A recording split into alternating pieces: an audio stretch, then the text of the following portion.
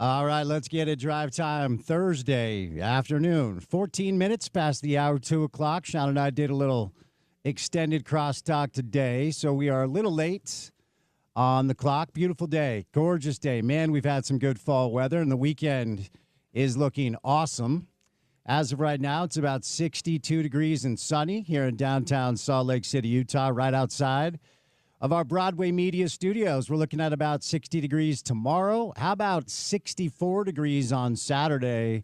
And it's going to feel balmy on Sunday throughout the course of next week. So hopefully we'll have a nice night of weather at Rice-Eccles Stadium. College game day is in the midst of setting up at President's Circle right now. And the University of Utah has found themselves as a double-digit favorite over the Cincinnati Bearcats. A 10-point line as of now got up as high as 10.5.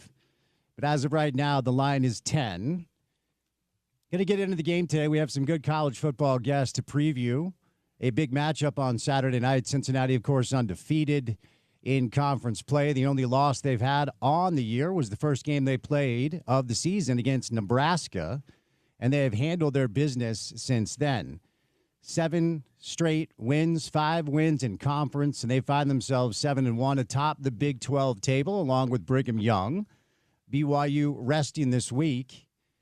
A report from a journalist from Arkansas indicating that some folks representing the University of Arkansas have landed a private jet in Provo during BYU's bye week. I don't believe that would be an interview with Kalani, but I do believe that would be an interview with one Jay Hill, the defensive coordinator for BYU, who at some point will become a head coach again, and this time probably for a P4 school, after proving to the country what we've all known for a long time, what a bright football mind he is. Gordon Monson, my old radio partner from the Salt Lake Tribune, called him the best football coach in the state right now, as Gordon hopped on the show earlier this week. So some rumors flying, but of course a lot of football to talk about, both on the college and pro level. We'll get into the Big 12 slate ahead, a big weekend in the Big 12. But Utah, Cincinnati getting a lot of national attention. Most of the people I've listened to or read picking this game are picking Utah to win. That is a line that I would not go near personally, in my opinion, but we'll see. Lamar Jackson makes his triumphant return to pro football tonight as we have a little Thursday Night Football on our radio station. The Dolphins coming off their most impressive game of the season, thumping Atlanta, host the Baltimore Ravens, who won last week against Chicago with one Tyler Huntley under center, but looks like Lamar Jackson is set to make his return. So your weekend in pro football begins tonight with Thursday Night Football, and you'll hear that on our radio station after we say good night. Utah Jazz got down early. Well, they actually led early. And then they allowed the Portland Trailblazers to take a 25-point lead. Mad scramble to try to come back, fell just a little bit short. So the Jazz lose their first home game of the season. They fall to 2-2 on the year. And now they hit the road for 5 straight, starting with the NBA Emirates Cup on Friday against Phoenix. How many of you knew that this week was the start of the NBA? Now hit the road for 5 straight games. We'll do a little NBA on the show. As we inch a little bit closer and closer to the end of college football, we'll kind of start to shift some coverage over to the NBA space. The Utah Jazz, the national landscape as well. Austin Reeves with a game winner last night. The Lakers were without Luka and LeBron, but Austin Reeves playing some good basketball. A lot of people think Austin Reeves will play for the Jazz one day. I wonder why that is. All right. First guest right out of the gates. Excited for this. Tony Pike, who played quarterback for Cincinnati and was an NFL guy for a little bit, will give us a preview for the game on Saturday night. We'll talk about things kind of from the Cincinnati side of things, where Brennan Sorsby leads the conference in QBR. And Scott Satterfield, who a lot of people thought started the season on the hot seat, has settled in and will be in the mix for Big 12 Coach of the Year. What does the Evan Pryor injury mean? The leading rusher for Cincinnati will be out of the game coming up on Saturday. So we'll bring in Tony today to give us a preview. The athletic director for the University of Utah makes his triumphant return after a number of months away. Mark Harlan will stop by during the 3 o'clock hour. We're going to bring in Smitty today. We'll bounce around with Smitty. I have not bragged since the Yankees beat the Red Sox, to my friend who is a Red Sox fan. But the team that beat the Yankees is in charge of the World Series now. The Toronto Blue Jays have a 3-2 lead over the LA Dodgers. A lot of really cool stories on this Blue Jay roster. The pitcher that pitched last night, Trey Yashashevich, I think is his name. He's 22 years old. He was an A-ball to start the year. Yashevich, is that how you say it? He was an A-ball to start the year. I mean, that's why I've never heard of him. Strikes out 12 batters last night. Toronto's on the precipice of winning the World Series. We will do a little sports court today as well, as we are wont to do on a Thursday afternoon. So Tony Parks, Mark Harlan, Richard Smith, little sports court. Me, Spence Checketts, all of you, the great listeners, and that guy, Porter Larson, producing the show on a Thursday afternoon. You know, I said this to you. I walked in the studio after the Blue Jays just hammered the Yankees. I'm like, dude, I don't know that anybody wants to face this team right now. We don't do a lot of baseball, but they've got a lot of really great stories, and they're just raking. I mean, they're on fire. The hot baths just keep going, right? Like, you expect it to cool down a little bit. I don't know if it kind of reminds me of, just as a fan, the Mets, the one year they made a crazy run where out of nowhere Daniel Murphy was like hitting a home run every game, right? And it just seems like that always runs out at a certain point. And for this postseason for the Blue Jays, man, it just hasn't yet.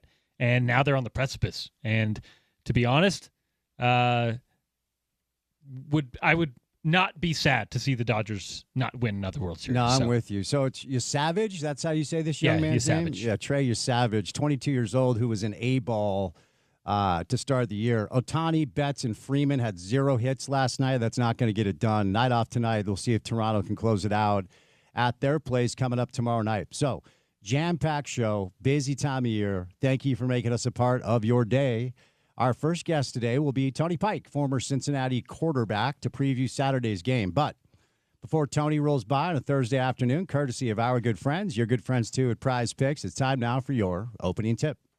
Welcome to The Drive with Spence Checketts on Utah's #1 sports talk. Now into the studios of ESPN 700 to set the scene for the show. The opening tip of The Drive is brought to you by Prize Picks. Use the code ESPN 700 and run your game with Prize Picks. Best way to win cash during football season, certainly Prize Picks is, but basketball is now upon us. And whether you're a Jazz fan, a Lakers fan, a Knicks fan, or a Warriors fan, Prize Picks, best place to win money on hoops. Now offering stacks, which means you can pick the same player up to 3 times in the same lineup.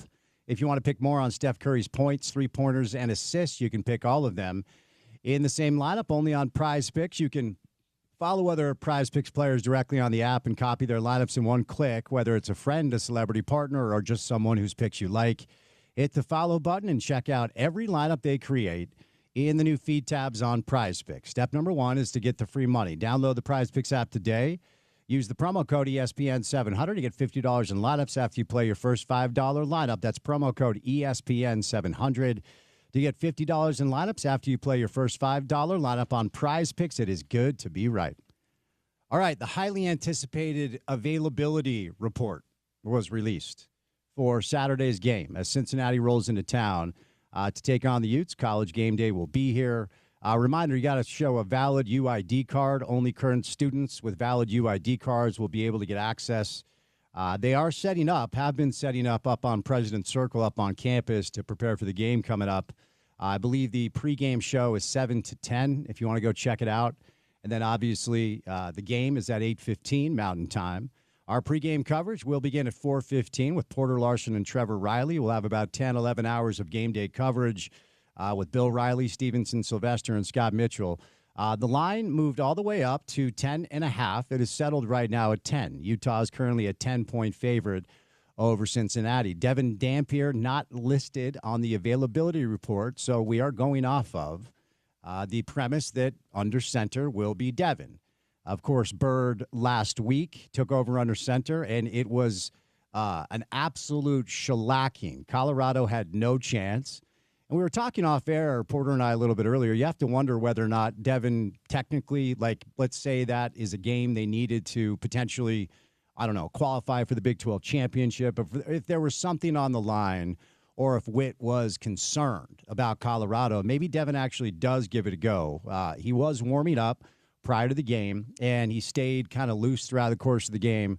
But you have to wonder if Kyle saw something that they could take advantage of in Colorado and didn't really feel like it mattered who was under center. And honestly, part of me feels like it might not matter this week. I know that sounds weird when it comes to a Cincinnati team who has been unbeaten in conference and certainly deserves credit. There's no doubt. When you look at their conference wins, though, if you dig into it, they barely beat Kansas on the road.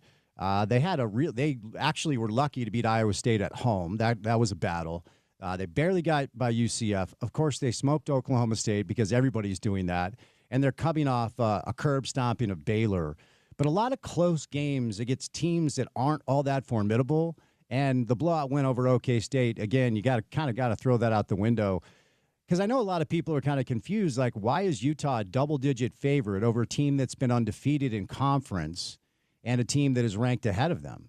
Well, I know you're probably sick of me bringing up the advanced metrics at this point when it comes to the way ESPN goes about their S&P Plus and their football power index. If you go away from the coaches poll and the AP poll and you dig into some of the advanced stuff, I mean, Utah has continued to believe by these folks potentially a top 10 team. When you look at the S&P Plus, Bill Conley's system that I talk about a lot, Bill's a friend of the show. He has Utah at 7, and he has Cincinnati at 23, barely a top 25 team on the S&P Plus. Football Power Index right now, Utah at 11, and when you got to scroll down to find Cincinnati, who's at 26. So the advanced metrics favor the University of Utah, the best rushing team in college football, the best rushing team of any P4 team going right now. And as we've discussed, if you look at the Pro Football Focus line grade, Cincinnati, by their metric, has the worst defensive line in the Big 12. So this feels like another opportunity for Utah to just run the ball down their throats. And will we see, like last week was a classic Morgan Scalley game. Will we see another Morgan Scalley game where the blitzing, the pressure, the constant attacking, get after the quarterback, and then trust your back end to play man-to-man? Colorado had nothing because they had no time. They had no time to throw. There were no lanes to run, and that was a classic Morgan Scalley game, right? Will we see kind of the same? And to me, of course, I have talked about this all week. I do not believe there is a quarterback controversy. I believe if Devin is healthy, the job is still his. But as Witt has shown all of us, we don't really know who the quarterback is going to be until they run out of the tunnel.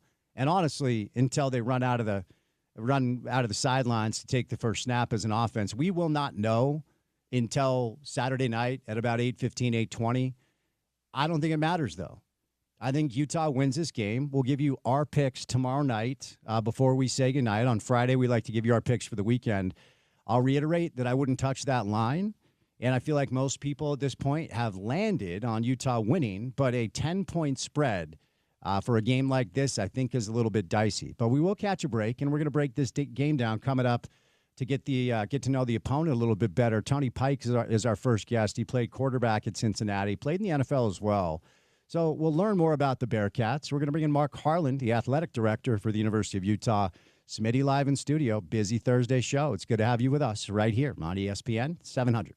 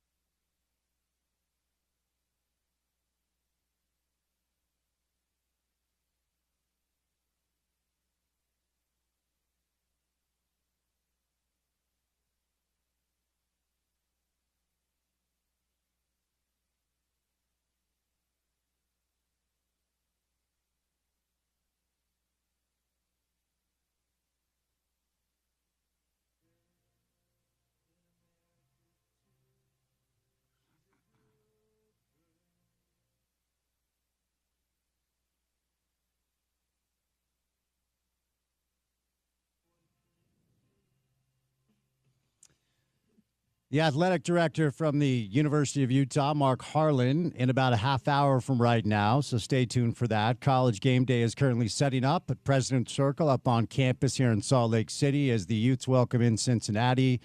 And our first guest on the show today, one of the best to ever do it at Cincinnati, played in the NFL. Now a broadcaster, he's slumming it on our side of the business. It's great to have Tony Pike on a Thursday afternoon. Tony, happy Thursday. How you doing, buddy? I'm great. I appreciate you guys having me. I appreciate the time. How do you like the broadcasting gig? I know you've been doing it for a while, but have you settled in? You enjoying it? I do. I enjoy it. I stopped playing because of multiple elbow surgeries, so football and this broadcasting side of things has always been what keeps me closest to the game, and being able to have the daily show here in Cincinnati, and also now jumping on as part of the color analyst for Bearcat Radio has been awesome. Well, you played the position, so let's start with your quarterback, Brendan Sorsby, who leads the Big 12 in QBR and certainly has been impressive all year. What stands out most to you about the season he's had so far, and do you think he's up to the task against a really good defense here in Salt Lake City? Yeah, he's made one mistake all year, and it was his final throw against Nebraska, a ball that he just left a little bit short in the back corner of the end zone. If that throw is made probably to his liking, they have a chance to win that game. You know, instead it's a loss. But since then, the thing that stands out to me, he's not turned the ball over since. And they're on a 7-game winning streak, and they're not turning the ball over. And with that comes a great sense of confidence. And you can see that building as you watch him game in and game out. They've got an top NFL tight end in Joe Royer, and they've got dudes on the outside that can go get it. They lacked the outside wide receivers last year, and it made them a little bit one-dimensional. They've got talent on the outside. They've got a great tight end. And I know they're going to be one back short, but his running ability should make up for that as well. It'll be their toughest task, in my opinion, of the season against this Utah front, especially a front that can get after the passer. And one of the strengths in the Bearcats is that they protect the passer. They've only allowed 2 sacks all season, so it should be a battle of good versus good on UC's offense and that Utah defense. Yeah, I was going to ask you about the O-line, and ultimately we'll get, Evan Pryor's going to miss the game, but let's expand on the O-line a little bit because last week was a classic Morgan Scalley game, Tony. They attacked Colorado, and it was suffocating and broad pressure. Utah likes to play man, as you know. So when it comes to the battle in the trenches, when Utah has lost twice this year, they've lost the battle in the trenches. And when they've won, they've dominated it. So elaborate a little bit more on the guys that are protecting Sorsby and if they're going to be ready to go on Saturday night. Yeah, Evan Tangasol is one of, if you follow on Pro Football Focus, one of the highest graded linemen in college football. Gavin Gerhardt, their center, is a veteran who has seen everything at this point. He helps make the calls for Sorsby to get everyone in the blocking frame of who they're needing to block and what their responsibilities are. And they've been in an environment. They went on the road. It was a neutral site game, but they went on the road essentially to Arrowhead Stadium. It's one of the loudest environments I've ever been in, and they struggled at times, but I think the experience they gained in that should help. They are a physical offensive line, so much so that they've been penalized a couple times this year with illegal men downfield. But it's a penalty you take at times because the offensive line is so aggressive in the way they fire off the ball. They went and got Joe Cotton out of the transfer portal. He's been a welcome addition. They protect, and then they lean on you in the running game. Tyree Walker is the back that will play on Saturday night, and he doesn't want to run around you. He wants to run through you. He's the type of back that you may contain him for 2.5 quarters, but his physical nature is kind of what wears on you throughout the game, and it opens up some holes when you get into the fourth quarter. So they don't want to play from behind, do the Bearcats. Their style of play is balance, and they've done a good job of that this year in not having to play from a big deficit that's going to make them one-dimensional. As long as they can keep their balance and the offensive line has the threat to run and pass, it makes them really hard to go against as a defense. So how much of a loss is Evan Pryor? As you referenced, there's some depth there. And, of course, Brendan runs the ball a lot himself. But Pryor seems to be the speedster, averaging over 7 per. So how much of a loss is that for Cincinnati Saturday night, Tony? It's a big loss. Evan Pryor is the home run threat. My broadcast partner, Dan Horde, calls Pryor and Walker zoom and boom because Walker's the boom and Pryor's the zoom to that. Now, Manny Covey, Chance Williams are both talented running backs. They've not gotten a ton of snaps this year, Manny Covey got time against Texas Tech last year and had a huge impact in the game, more as a pass-catching running back. But I would imagine they up the workload for Walker. They up the workload on the ground for Sorsby. And they use a guy like Joe Royer to be an extension of the running game because there's no way to make up for the loss of an Evan Pryor. He's so important to what they do. So it's a substantial loss, but it's not like they're so depleted at that position that they don't have an answer. It's just going to be Scott Satterfield getting aggressive. I wanted to ask you about Coach Satterfield. During Big 12 Media Days down in Dallas, he was one of my favorite conversations. He gave us like 20, 30 minutes, and he totally didn't have to. We're the flagship of the Utes, but he was available. They brought him over, and he's just a likable guy. It felt like after last year, though, Tony, there was a little bit of noise around him entering this season. And, of course, the questions that people had have clearly been answered so far. What's your relationship like with him? What's it been like to get to know him, and what kind of coach is he? He's been great as a person and as a football coach. You know, I think it says a lot if you just look at the makeup of the roster. Dante Corleone, Joe Royer, both guys that could have went and probably played in the NFL last year. Jake Golday is a guy that could have moved on. Sorsby had a great year. All of those guys made it a point to come back. And there is not a locker room I've been around where the team gravitates more around the coach than what UC does with Scott Satterfield. After wins, they are elated to be around him. They respect what he has to say. They play hard for him. And on the field, you know, I had a chance in 08 and 09. I played with Brian Kelly as my coach. 08, I was a little more restricted. 2009, second year in the system, the keys to the car were handed over. And I think that's what Scott Satterfield has done with Sorsby, because he has such an understanding now of the offense. They are a team. You'll see the same formation and play design 5 or 6 different times, and they'll have 3 or 4 different plays that mirror it. So they're a hard team to defend. They're a hard team to prepare for because so many of their looks mirror each other.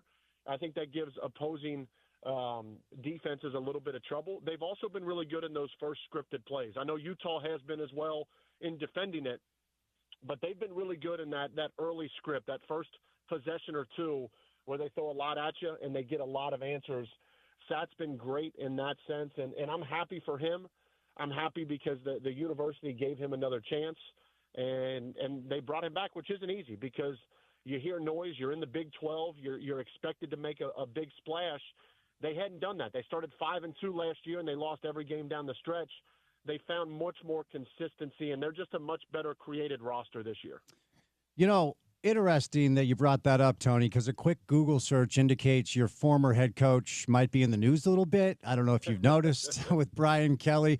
So I just want to know, I mean, I'm strictly an observer. I've never interviewed or met the man, and I don't love a dynamic. It feels like, you know, a divorce happens and then your buddy unloads about his ex, you know, to you after they're separated, and people are coming out of the woodwork to tell these horror stories about Brian Kelly. Some of them have been news in the past, but what was the Tony Pike experience playing for Brian Kelly?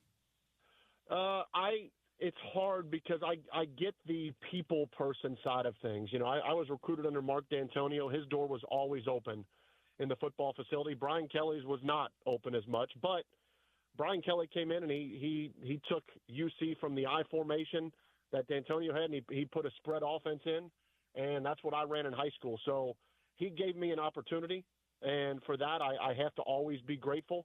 And his system allowed me to have some success, and I think it works both ways. The players help the coach as well. To me, it's always been the way he left. You know, Mark D'Antonio, we beat Rutgers in 2007. Rutgers was a top 10 team. And I remember the morning after we had a team meeting, and Mark D'Antonio said, hey, guys, I want to let you know that Michigan State is calling, and that's been my dream job, but I wanted to be up front with you guys, and I want you to know that I'm going to go listen to what they have to say. And I think that honesty goes a long way. You know, there wasn't honesty when Brian Kelly left University of Cincinnati. If you follow along with the stories at Notre Dame, it was much of the same. And I think that's what rubs people the wrong way. But from a sheer football mind and what he can do and help did on the field, I'm grateful for that in Brian Kelly. But as far as Brian Kelly, the man, rough around the edges, fair to say? Because okay. Yes, it's different. They've had some different ones, you know, and it's insane in the news cycle that we're in right now. You know, there was a lot of Scott Satterfield chatter before the season all of a sudden Brian Kelly has been let go. The hot seat in Wisconsin for the former coach, Luke Fickell, is incredibly hot right now. And here's Scott Satterfield leading the top 20 team, getting ready for college game day on the road at Utah. Yeah, for sure. While we're on the topic of coaches, we like ours around here an awful lot, and a lot of people believe that Coach Witt is entering the final, 4/5 games, depending on the bowl destination of his career. From an outside observer from afar, what are your impressions of Kyle Whittingham? Consistency, what he's able to do, and I think to go over the course of time because of how much college football has changed with the recruiting and the transfer portal and NIL, when you can see a coach that was there before all of that and is still there now and still finding ways to succeed, I think that goes a long way. So the consistency and the respect that I have for him based on the program that he's built, and then you turn on the tape and you see how the guys play for him. And I don't think there's a better thing you can say about a coach than turning on tape and watching how hard the guys play for him. And you'll never find a player that's loafing. You'll never find a team that's not giving max effort. And I just think that speaks volumes for a coach who's able to stand the test of time and so many changes in the game and still have so much success. Let's move over to, we already had you break down and help us understand what Cincinnati likes to do on offense, and they've been one of the best offensive teams in the Big 12. And as I referenced, Brendan leads the conference in QBR. But, Tony, Utah is the best rushing team in P4, not just the Big 12. And, we believe it's going to be Devin Dampier under center, but last week it was Bird Ficklin, and they brought the house against Colorado. And Utah might have not just the best offensive line of the Big 12, but one of the top offensive lines in the country. Now, as I referenced, against Tech and BYU, two physical teams, the only games Utah has lost, this line has not dominated. Other than that, it's really been an unfair fight. So tell me about Cincinnati on the defensive side of the football and how they're going to stop what I anticipate to be a very rush-heavy attack from Utah Saturday night. I think it's a lot of pressure on Dampier as well because of how well they operated on Saturday. I was able to watch the game against Colorado. How can you not be blown away by the physicality up front? To me, it's what the game comes down to. If I were going to play against the University of Cincinnati, my goal as an offensive coordinator would be to limit the possessions of the Bearcats, and that's what a running game does. If there's an Achilles heel for the Bearcat team, it's been their rush defense. They give up 141 yards per game. I know Utah is fourth in the country, number one out of the P4. It's going to be interesting because UC's dynamic changes when Dante Corleone isn't into the game. They're going to run a 3-3-5 under Tyson Veit, and when Corleone is in, he's one of the best nose tackles in the country. He can dominate. He can take on 2 and 3 blocks at a time and allow the linebackers, Jack Dingle and Jake Golday, to flow. Antoine Peak Jr. is a finalist for the Thorpe Award. He comes down and fits in from the back level in that run defense. But this team has been susceptible to getting beat up on the ground, and they've given up 18 play drives. They've given up 15 play drives multiple times. They are the epitome, though, of a bend but don't break style. They have been great at allowing opponents to move the ball inside the 20s and then hold opponents to field goals. And if you're going into a game like this, I can't sit here and say they're going to stop the run. Against Baylor last week, the nation's leading passing attack coming into Nippert Stadium, they held Baylor to 137 passing yards, well below the average. But their Achilles has been the running game and the run defense. I'm interested to see if they swap it out to more of a traditional 4-down front at all to get an extra hat into the box. But that is the concern in Cincinnati, is the running style in which Utah plays and how it limits possessions and how it puts pressure on an offense knowing you don't have as many possessions to maybe make an uncharacteristic throw or two if you're Sorsby because you start counting those possessions. So it's the chess match up front. UC's done a great job of giving up yards but holding teams to field goals, and I think that's where it comes down to. So my advice to my listeners is always don't bet on sports, full stop, period. But, I'm just a lowly sports talk radio host. Utah is a 10-point favorite, Tony. What do you make of a line that big? That feels like a lot of points for the Utes. Yeah, look, I get that there are things that sway a line in college football. I get, a team that has to travel multiple time zones, a night game, college game day. I see the uniforms. I see the hand-painted helmets. I know the crowd's going to be crazy. I'm a little bit with you. I thought 5.5, 6.5 was a number that I would think, okay, that seems normal. 10.5 had me questioning a lot of things. I thought I was plugged into the program. I'm making sure guys aren't sick. I'm making sure guys are practicing. There's no injuries I don't know about. 10.5 seems a lot for a team in UC that, again, in their one loss went toe-to-toe with Nebraska, and since then has answered the bell in every opportunity they've been given. I think it's a team that is driven with players that have played there before, meaning big-time environments. They have veterans. They have young guys. They're made up, but their leaders on the team are veterans. And I think that's what you rely on in a crazy atmosphere on the road. As any big game, I think it comes down to how they handle the first quarter, those first blows that are dealt. You know, teams are going to throw some haymakers early, how they respond. But I'm with you. I was not shocked to see Utah favored. I'm shocked to see it up to 10 and in some places 10.5. So I wanted to tap into your experience playing quarterback, and you kind of alluded to this earlier, because I find Saturday night interesting from the Devin Dampier side of things, because Bird Ficklin, as we already talked about, took over last week and looked really, really good. And you played the position, like if your backup comes in and looks like that, are you more inclined when you get the job back to play with pressure because of what just happened, or play, with more intensity to make sure you keep your job? Like, what sort of dynamic does it bring to a quarterback when the backup just came in and looked like that? It's a mental struggle, and it doesn't really hit you until you have that first series or two where things struggle. And if you're not hitting early and you're not in rhythm, all of a sudden you find stuff you're not used to hearing at home. You might hear a couple boos. You know, you might hear the whispers in the crowd. You might even see whispers on the sidelines, of what's going on. Or maybe you're looking over your shoulder if you're struggling and see if anyone's warming up on the sidelines. It's hard. If you take care of your business early, you get yourself into a good rhythm and you don't think about it.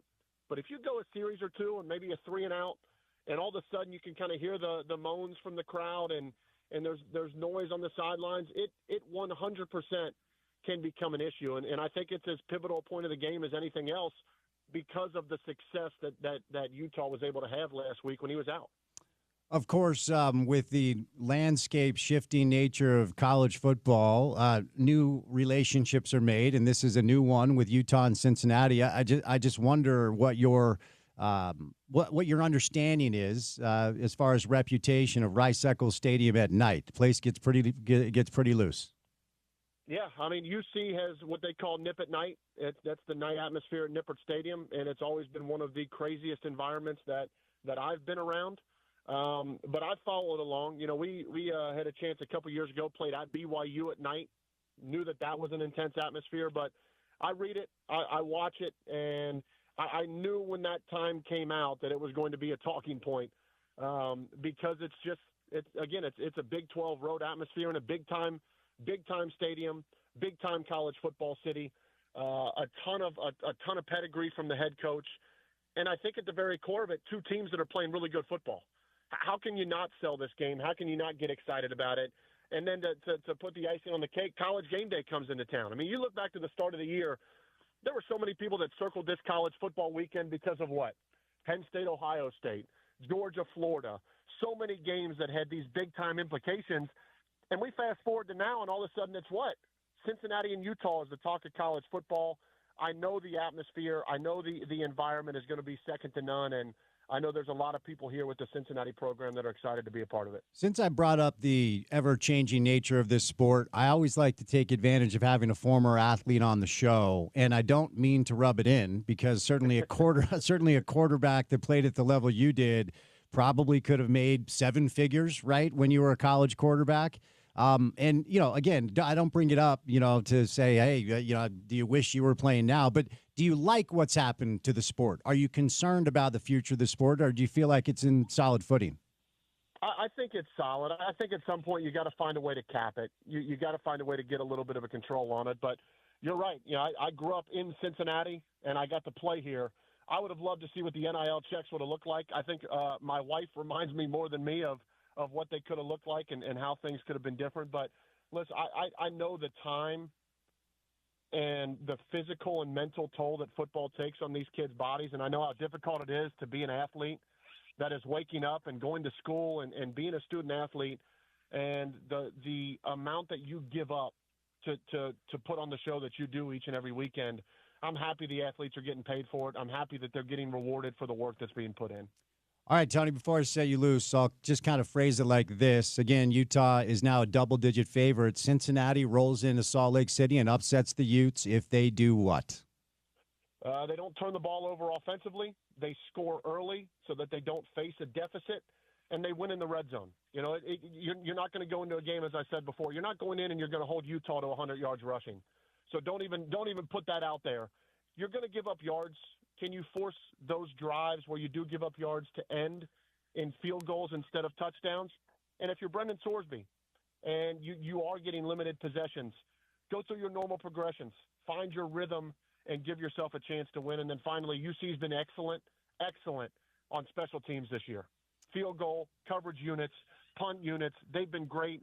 You can't have a huge momentum play on the road that goes against you on the special team side. Well, Tony, thanks so much for the time. You were a blast to watch in college, and have a safe trip out here and have a great call. I hope you have a great experience, okay? I can't wait. I appreciate you having me. All right, Tony Pike played quarterback for Cincinnati under Brian Kelly. Brian Kelly had been in the news. Some interesting perspective from Tony on Brian. Of course, now on the broadcast team for the University of Cincinnati as they roll into town and take on the Utes for an 8:15 kick. Our pregame coverage with Porter Larson, Trevor Riley begins at 4:15. We will catch a break. And coming up next, the athletic director from the University of Utah, Mark Harlan, stops by.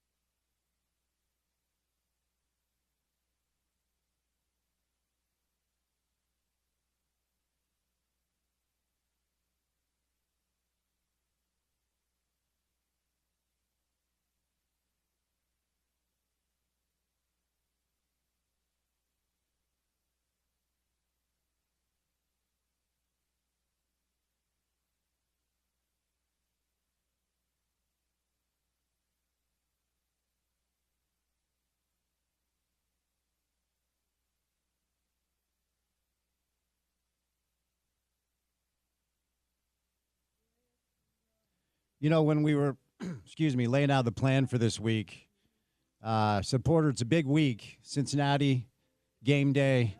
I want you to find me the most powerful podcast host in the market. So now we welcome in local podcaster Mark Harlan on a Thursday afternoon. Happy Thursday, sir. How are you? I'm doing good, man. We got to get out one of the Eagles, one of their more uplifting songs. We got to get Porter to let's flip it up, like Take It Easy or something else. What do you think? No, I'm down with it. It just has become the bit. And if you know me, Mark, I like a good bit is all. Yeah, no, I hear you. You like to hang on to those bits. I get it. Okay. I understand. All right. Speaking of the podcast, how's it gone? The Hear It From Harlan podcast. Obviously, for our listeners that don't understand sarcasm, he's also, the athletic director of the U. But how's the podcast experience been? Hey, my mom loves listening to it, buddy, and that's what's important at the end of the day. No, I love it. Riles and I we talk about things that maybe people wouldn't know about if we weren't talking about it, so to speak. And then I get a chance to always interview a student athlete. We actually it's ironic you bring it up. We just wrapped up one today with Terrence Brown, TB, our point guard here. He's just an incredible young man. And I don't know, just try to talk about behind the scenes, and it's just a fun thing to do, and another chance for us to reach out to all the folks that support us and give them some news. All good. Did the invite for me to join get lost in the email? I don't seem to have it in my inbox.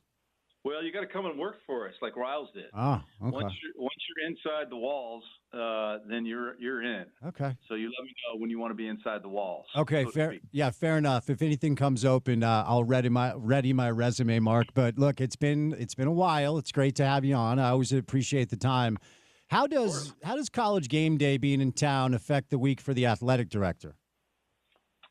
Well, to be honest with you, it's not a major effect for me personally, but it is a really big but awesome ton of work for our event management team, our communications team, our brand team, and our facilities group, combined with a lot of the folks from the university too. It's a labor of love because it's such an honor to host these guys, and so they all love it. And so they work. They're pretty much working nonstop, getting everything right. By now, I got a briefing about an hour ago. Looks like everything's locked in. All the, as you like to say, all the bits, all those kind of things are locked in. We're really excited to have Alex coming. I just tried to call him, but it went to his voicemail. Just tell him how much I appreciate it. I know his family's going to come out too. So, yeah, we're excited. We're fired up, and we just saw today we're one of 9 programs in the same year to host both Fox Big Noon and Game Day. So it's a pretty big honor. It's a real testament to our football team and our fans and our program to be able to host these type of shows. Yeah, for our listeners that may not have heard, Alex Smith back in town as the guest picker for Game Day, which of course is great. How does the line of communication work, Mark? I've always been fascinated here. Like, when do you hear about this? How does the news come down? When do you guys actually get the news that Game Day will be here? Well, we got a little tip on Saturday night, late night, fourth quarter-ish, that ESPN was going to pick the late game. We had previously been told they weren't going to put us on the late game, and sometimes these things change as Saturday's results come through. And then when we got that notification, we said, hey, Game Day is looking at it as a possibility. Well, like others with these late games, I'm 56 now. I can't get up at 6 a.m. like I can during the week after something like that. So I woke up at like 9-ish, a little late, and I had 8 missed calls from Brett Yormark. And Jeff Rudy. So I called the commissioner back, and he said, hey, he's all fired up. And it's the first time they've been on a Big 12 campus since he's been the commissioner. And so I had to officially accept. But so that's kind of how it went down. There's a lot of different things that go behind the scenes on why they pick, where they pick. But I know one thing's true. It's because you got a good football team, and you got a huge community that will come and support the show.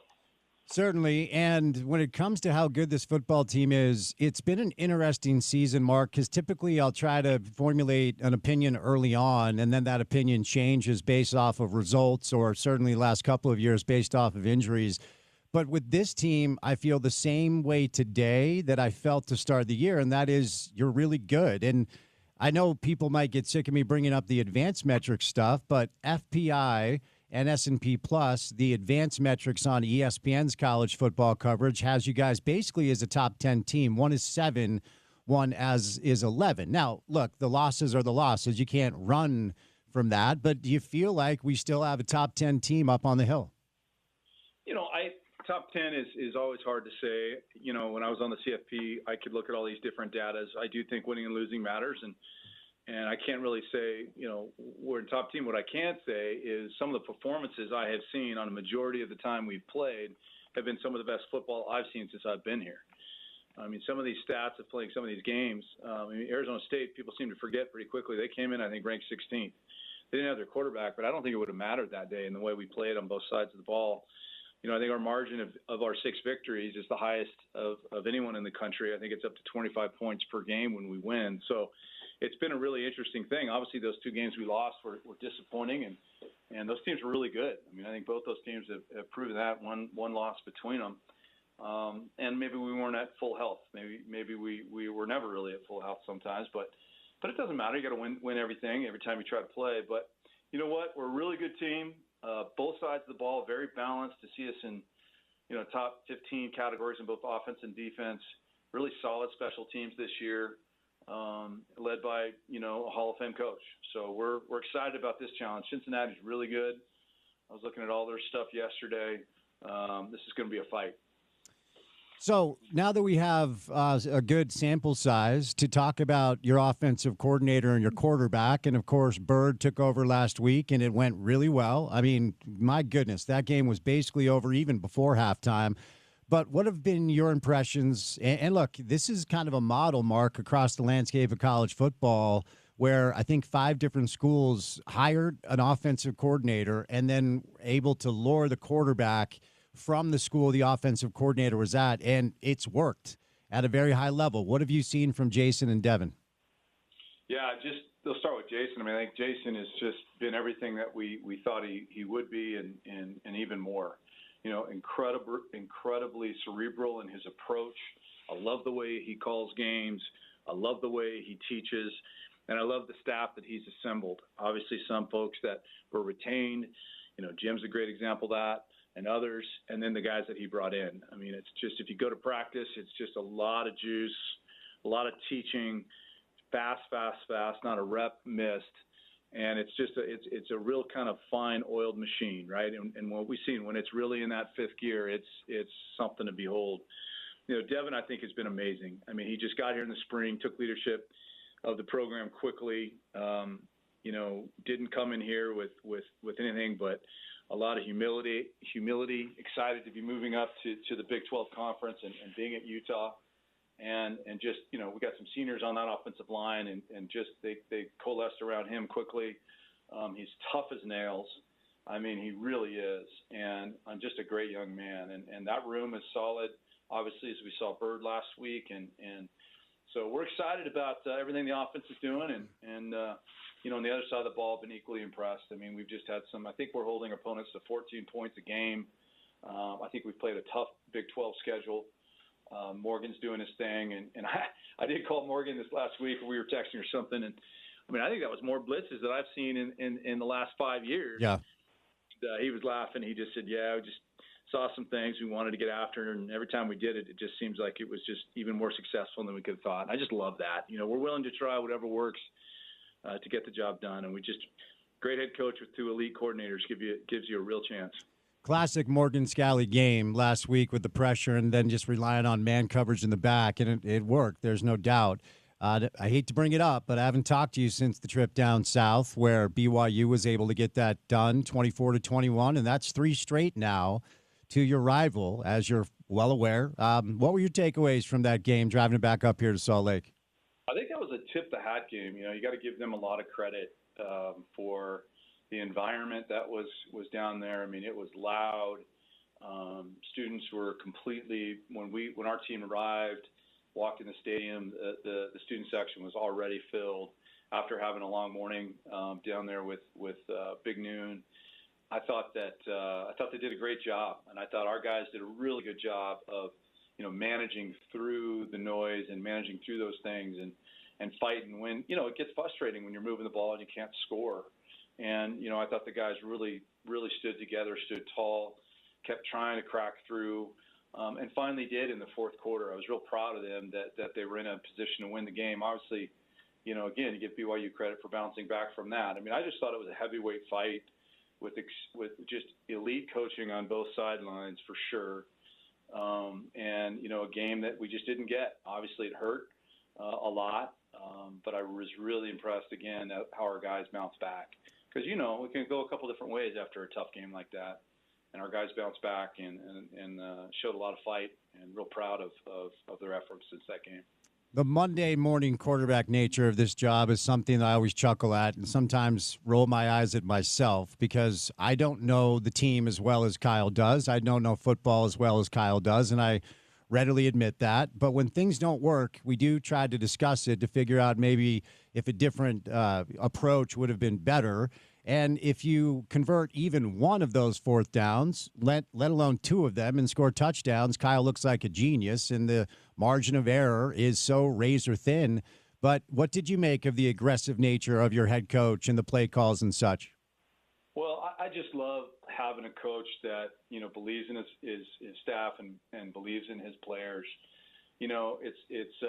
It's not lost on me that we went into that game as the number one team converting on third and fourth downs, and we left that game and still are the number one team converting on third and fourth downs in the country. So, you get it and you understand it, and you can always look back on all of those things. But just like when we win, you review the games with the coaches, you talk to the coordinators, you talk to the coach, you go through all those things. But again, we went for it, and those guys made some great plays. I mean, the one play on the first one that we went for it, that safety for BYU, I mean, he came rocketing across and just made an All-American type play on that. So, again, you tip your hat. And, he's not there like most, and we probably run that in for a touchdown, right? It's just those are things that happen, and you understand it. But the biggest thing you can do is just learn from everything and move forward. But I love having an aggressive football coach, and I always have. So the two losses on your schedule, Tech and BYU, are losses to two teams. And, I've always appreciated Whit being so transparent and forthcoming about this.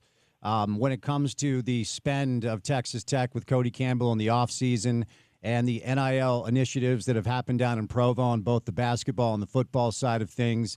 And look, you and I have talked about this in the past, and I've got to ask the question. You answer it however you want to answer it, Mark. Where are we at up here as it pertains to keeping up with this very necessary yet sometimes frustrating arms race economically in college athletics? Well, it's funny. I was talking to Brian Santiago, who's a really good friend, and we were talking just this morning. We were both joking the fact that, I think I've been out on 5 different, meetings or maybe speeches, what have you. He's been on some, trying to really make sure people understand what changed on July 1. Right, July 1, we're now in a revenue share environment. Utah is right at, every dollar that is legal under the settlement, we are distributing millions of dollars to our football team, millions of dollars to our men's basketball team. We're very excited to finally be able to do that, right? We front-loaded the teams like so many other teams did, so they'll have more this year than maybe they'll have in the future. And I obviously, you look at who we retained and who we were able to bring in, it's pretty impressive roster we have. So now, as we've gone through this transition after July 1, now you really focus in on legitimate NIL because it all has to go through a system. Matter of fact, the NCAA just announced today that student athletes that do not submit their NILs into the NIL Go program, will be ruled ineligible. So, you gotta move forward in the rules that you have. And so the marketing agency, the reshuffling of our department to really lean into our guys and female athletes that want to be involved in heavy NIL. We've got some great companies that we work with as sponsors assisting our student athletes. What's funny is even some of the student athletes who have opportunities, their time demands are such that, they turn down a lot of opportunities that come their way because they got this thing called school and all that kind of stuff. But we want to make sure that we have great opportunities for our students. We really appreciate our donors. We had a great ad that our team did with America First, our offensive line. So, what I would say is, the last 3 years we've been competitive. Now we're in a situation where we're all in on the revenue share. We're thank goodness to our great donors and supporters that have lifted us to that point, and we're going to continue to get out there and compete at the very highest of levels. So we had Brian on the show, and he kind of outlined BYU's pitch. Of course, it's the culture, it's coaches on both the basketball and the football side of things that will make you professionals because they have proof of concept. And then to be competitive in the NIL landscape and not necessarily outbid teams. Now, it's always hard to know whether or not that's transparent and real, because there are reputable college basketball writers that reported that BYU did outbid for A.J. DeBonsa, but that's what Brian said as far as the BYU pitch. How would the athletic director at Utah characterize the Utah pitch? Well, it's good to learn so much about BYU here. I would say that what we do here is we have folks that love the Utes. And they run companies, and they have incredible opportunities. This is what Brian and I were actually talking about today. It's like in this new era, gone are just the days where you'd have you'd have the athletes come over and you'd have all these people who might want to hire them. Well, now these companies can get involved in such a deep way. They can be involved in endorsing. They can be involved in internships. They can be hired to go speak. And so what we've told our folks here is this is an incredible chance to have a deep relationship with student athletes at the University of Utah that heretofore you weren't able to do.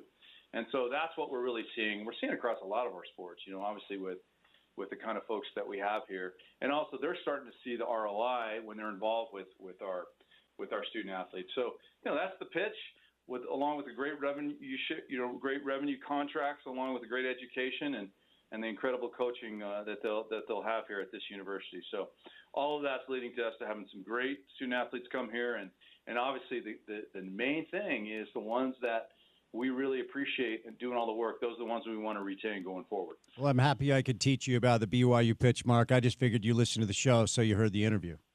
Well, I'm busy usually around 3 o'clock, but I will have to look it up on your podcast. Fair enough. Let me ask you this. Private equity continues to be kind of this hot button topic. The Big Ten is the latest conference to appear to be at least entertaining that option. Any conversations with the Big 12, Brett Yormark? There's a lot to traverse if you ever go down that road. And honestly, when it comes to a partnership like that, of course, these guys are sharks.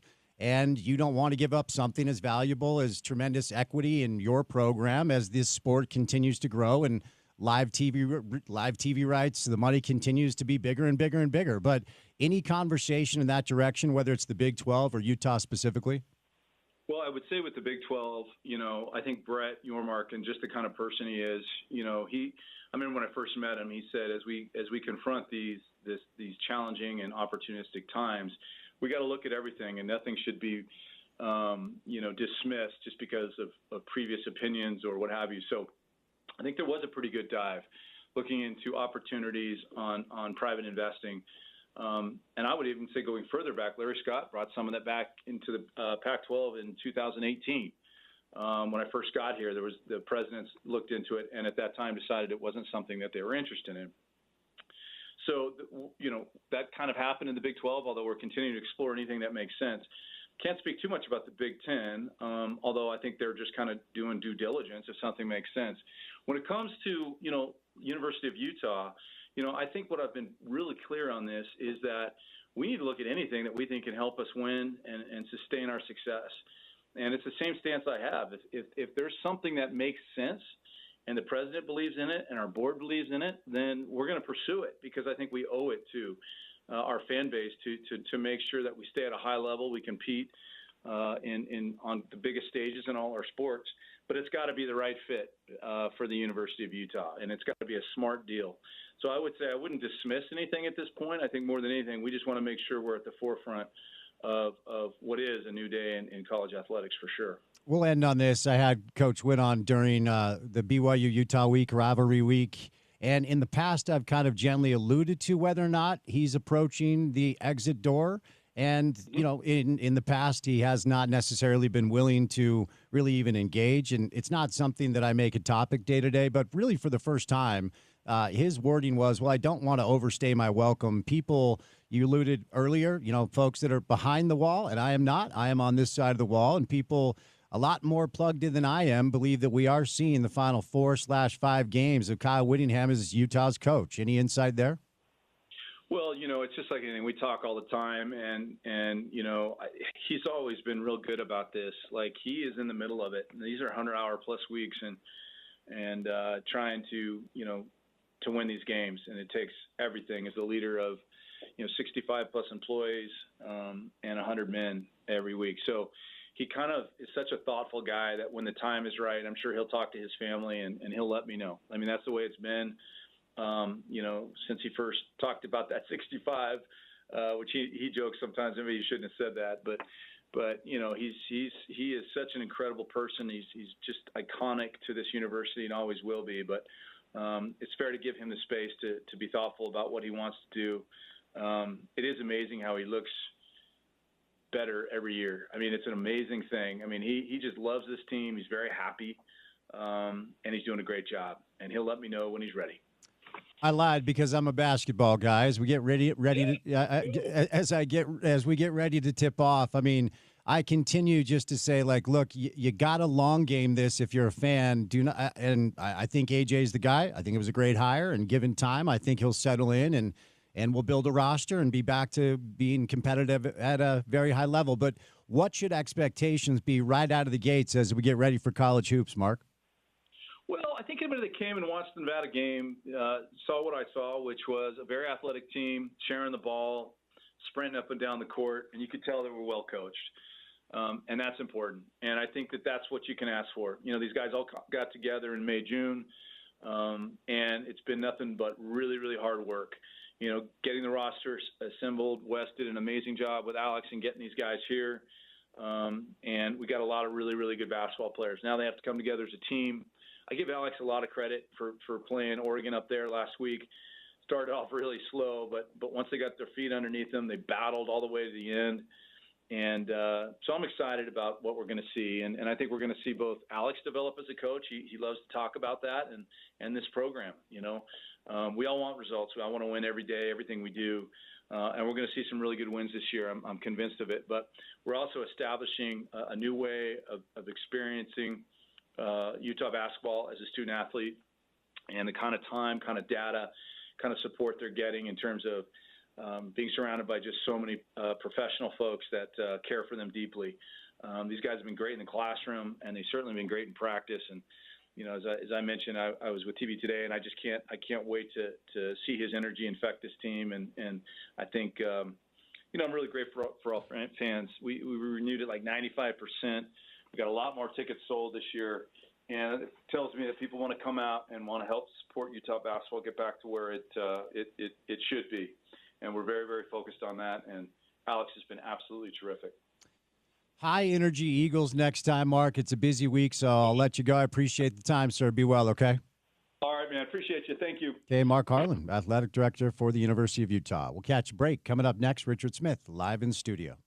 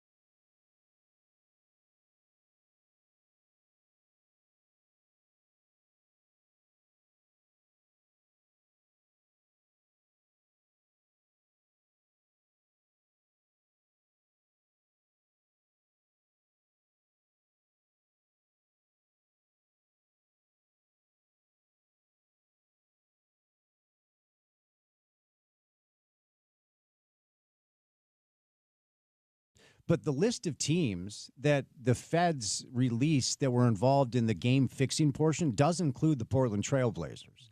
So only time will tell how this unfolds. But as a guy that was in this league for 40 years, what do you make of this mess that Adam Silver finds himself in? Well, it's a big one, Spence, because all the years I was involved in the NBA, one of my responsibilities over the years for a while was making sure all the players were educated on what they could and couldn't do with respect to sports betting. And we would have signs all over the locker room, the practice area, all that stuff. And the phrase was no bidding, no betting, no tipping, no gaming. It was a three phrase thing that everybody had 100 of those signs in their workspace. Everybody knew what the deal was. Someone would come from the NBA.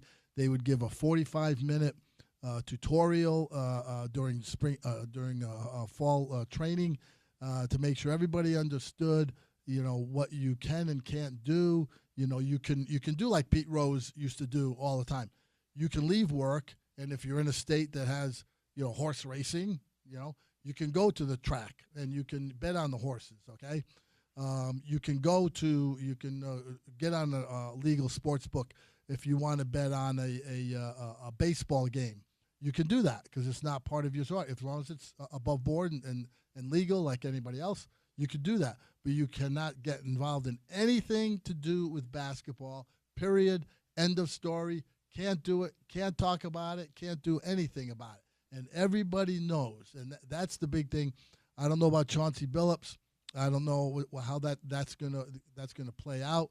This thing about getting involved in the mob and them having tapes or evidence that shows that, he was steering players to poker games and the poker tables were fixed and they had cameras and they could tell who had what hands and blah, blah, blah, and all this stuff. That's going to be very, very unseemly, and it's going to be very awkward if that comes out on the wrong side, because our whole society now, Spence, is everybody's falling into this gambling gaming area. The leagues are doing it. David Stern wouldn't let the Maloofs, who own the Sacramento Kings for a while, who also own the Palms Hotel Casino in Vegas, wouldn't let them have any NBA games on their sports book because he just felt like it's too close to what we do. We can't do it. We're not doing it. And they lost a lot of money. It was a big deal for the Maloofs for years with David Stern about the money they would lose in the sports book because they couldn't have any NBA games in their legal sports book in Las Vegas. Yeah.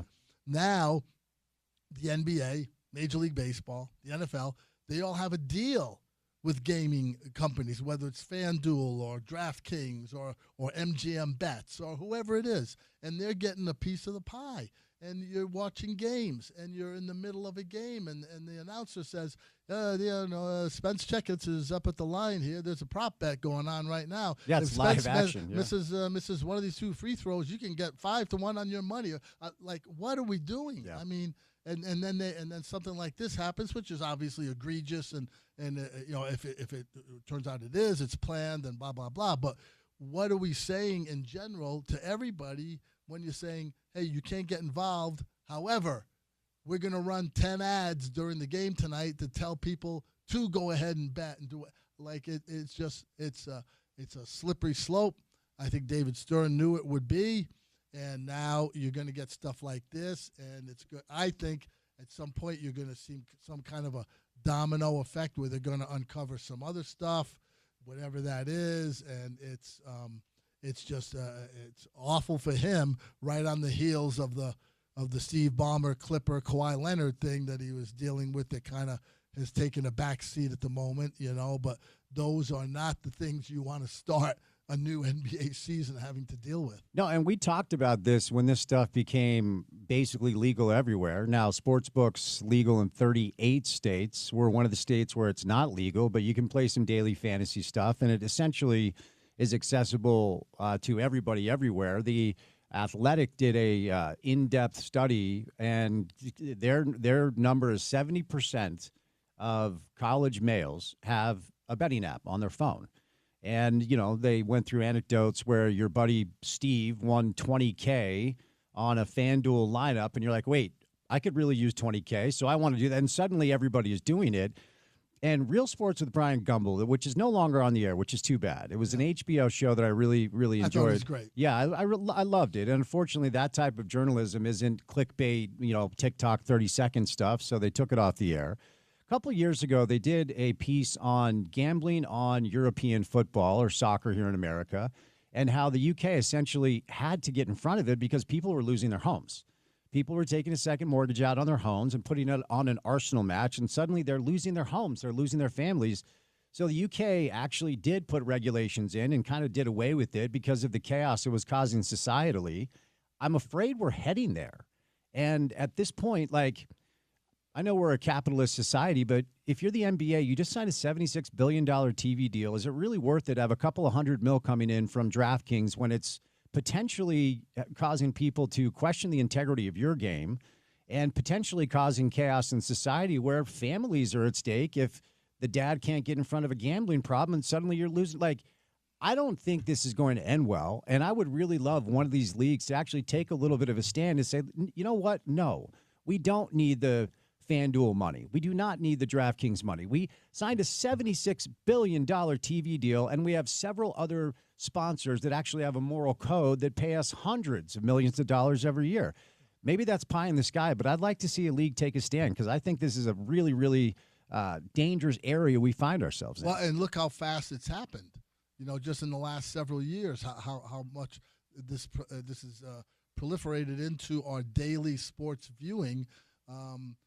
Not to mention that the individual players, as an example, NBA players, guys are placing prop bets or guys are placing, that this player is going to score, 18 points over or under today or whatever.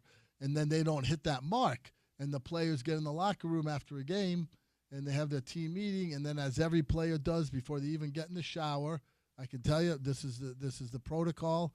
Every player grabs their phone because they want to see if there's anything on their phone either about them or from their girlfriend or whatever is prevalent to them at that moment in time. And they are looking at their phone and they're getting a message, 5 messages, 8 messages, whatever, on Twitter or whatever. Hey, Spence Checketts, you didn't score 18 points, you SOB. I'm going to get you, when I know where you live and all this stuff. And guys are going, and they're going to their coaches and they're going to their security people going, hey, I got this stuff online. Like people are after me, and I don't know if they're going to be outside out of the parking lot when I pull out of the arena here in a little bit. And that's real stuff, and that's stuff that they're dealing with, and it becomes a real thing. And if you're one of those guys and you're in your 20s and you're familiar with that stuff, that is stuff that is right in the forefront of your mind, and it's really, really hard to try and separate yourself from it. From 2022 to 2023, when it became widespread and legal throughout the course of the country, Americans bet $119.84 billion on sports, which is up 275% from the year before, because that's when it became widespread and legal. And last year, this is the most recent data we have, 2024, sports betting industry made $13.7 billion in just revenue. And that's up from the year before. 2023 was a record of $11.04 billion. Last year, $13.7 billion. And I would imagine, Smitty, when we see 2025, it's probably going to be increased even more. Yeah, and look, Spence, you've said it before. I know when we talked about things about going to Vegas and sitting at the tables or whatever, saying, well, last time I checked, they didn't build the new casino last week because everybody was going there to win. Yep. And so they know what the deal is. The leagues know what the deal is, and they just want to get their piece of the pie. I really think, Spence, with a really broad brush, that I know a lot of people, when I say it, are going to roll their eyes and go, yeah, whatever. But, this kind of thing is just, to me personally, is reminiscent of what was happening in general 2,000 years ago in the Roman Empire, when they just got the society, the civilization got so enthralled with your own personal satisfaction and gluttony and doing all these kinds of things that led to their eventual downfall as a society because they couldn't control all of the waste and all of the overindulgences and all the things that they were doing at that time in their history. Mm-hmm. And now you fast forward, Spence, 100 years ago, you know, we had a few makeshift Ford cars on the road that were puttering down the road, and now look how things have changed in the auto industry, transportation industry, all this stuff now. What's happened in the internet, you know, just in the last 20 years, you know, cell phones, all this kind of stuff that's just coming at us, boom, boom, boom, boom. And this kind of stuff just goes in with that. Everybody wants everything now. They want everything not tomorrow. They want it 10 minutes ago. And it's just, I just think it's an all. I remember being in college way back when, Spence, in the 70s, and in the dorms, the guy would come and he would deliver the little betting slips on college football for Saturday. Mm-hmm. And you had all the games, a number of the games, and you had to pick 4 games, and you had to put up $10, and you could win. You could win $100 if you got 3 of the 4, whatever, point spreads, and everybody did it mm-hmm. because all the guys around you were doing it. Yeah, you know, interesting. And so now how you have it on your phone and how easy it is to access. Are you telling me that doesn't happen in all the college campuses? It doesn't happen when you get out of school and now you're still connecting with your buddies and you're still having those kinds of discussions about the game and, hey, who you know the point spread and the thing and that. I mean, it's just it's something that genie is out of the bottle. Yeah. And it's going to be interesting to see how they can control it going forward. All right, we'll catch a break. Some interesting insights. Smitty spent 40 years in the NBA, and the league has a problem, and the country has a problem, and you know, get some good stuff there. But the Jazz have started the season 2-2. Also, Smitty's had a chance to see some of our local college basketball programs, so we'll dig into that coming up. Don't forget, we've got a little sports core. We'll get to the 5 o'clock hour of the program and get you ready for Utah-Cincinnati Saturday night at 8:15. Keep it right here on ESPN 700.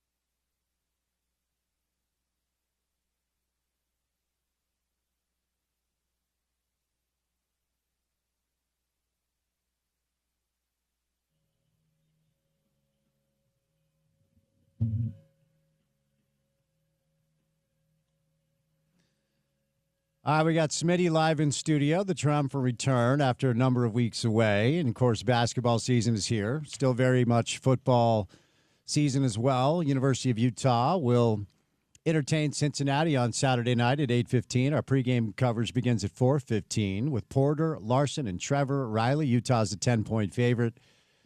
BYU Utah week, Smitty. You weren't around for it, but, I mean, it's one of the biggest weeks that we have on the sporting calendar all year long. And BYU has now won 3 straight. What do you think? No, both very good teams. I thought it would come down, to the usual things, which are always penalties and turnovers, right?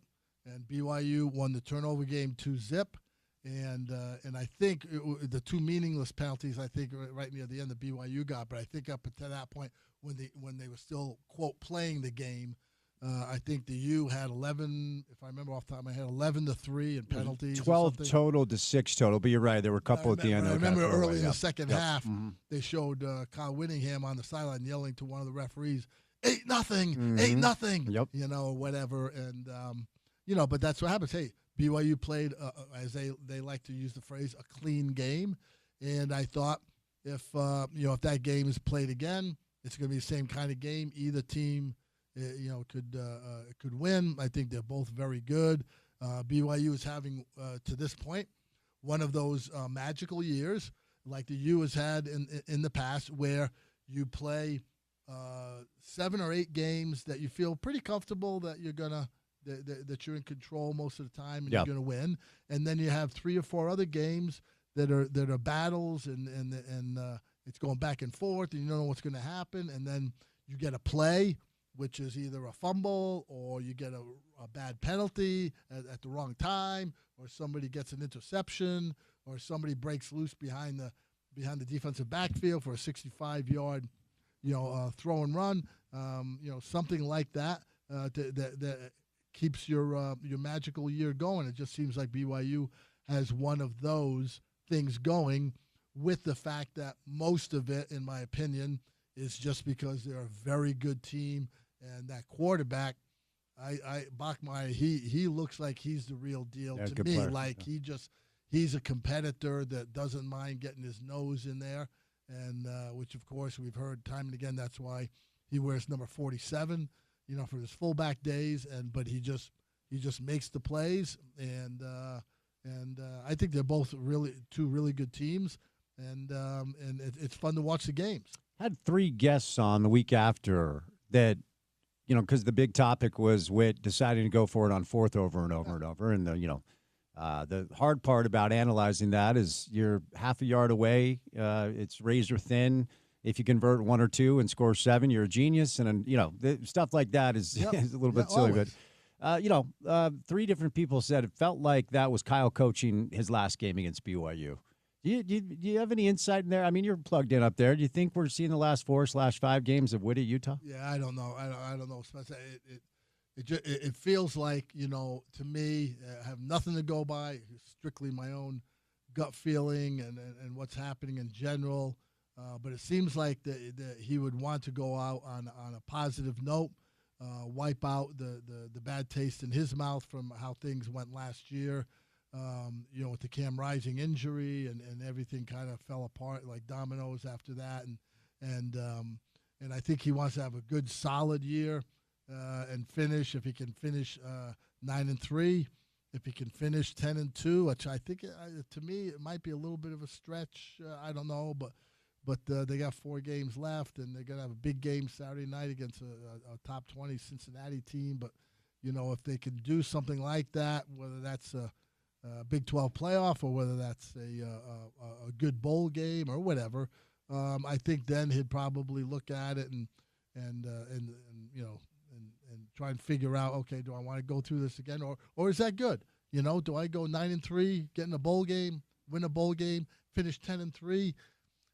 It's a good year. Do I come back another year, and can I do better than 10-3 next year? Should I just say, hey, that's good enough? You know the history of this program. Once upon a time, 10-3 with a bowl win would have been like a miracle.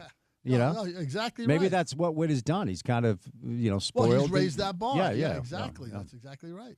All right, let's see. Well, we should talk about the Utah Jazz because they have started to play, and they've played 4 games. They're 2-2, lost to the Blazers last night. Let me just ask it through this lens. You know, the tough thing, once again, Smitty, is we're going to be covering this team with the same underlying topic, which is there's a top 8 protected pick that goes to OKC if they're not, if they fall out of that area. And we were talking off air about A.J. DeBonsa. There's Booze's kid at Duke. There's the Darren Peterson kid at Kansas. Then, who knows how it all turns out, but this feels like an asset that you got to hold on to while you're rebuilding a basketball team.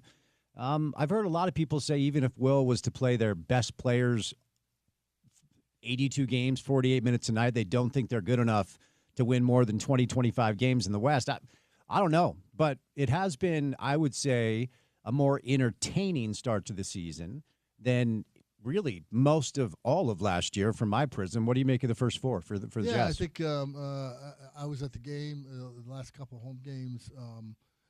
They still they can score a lot of points. They have bucket getters.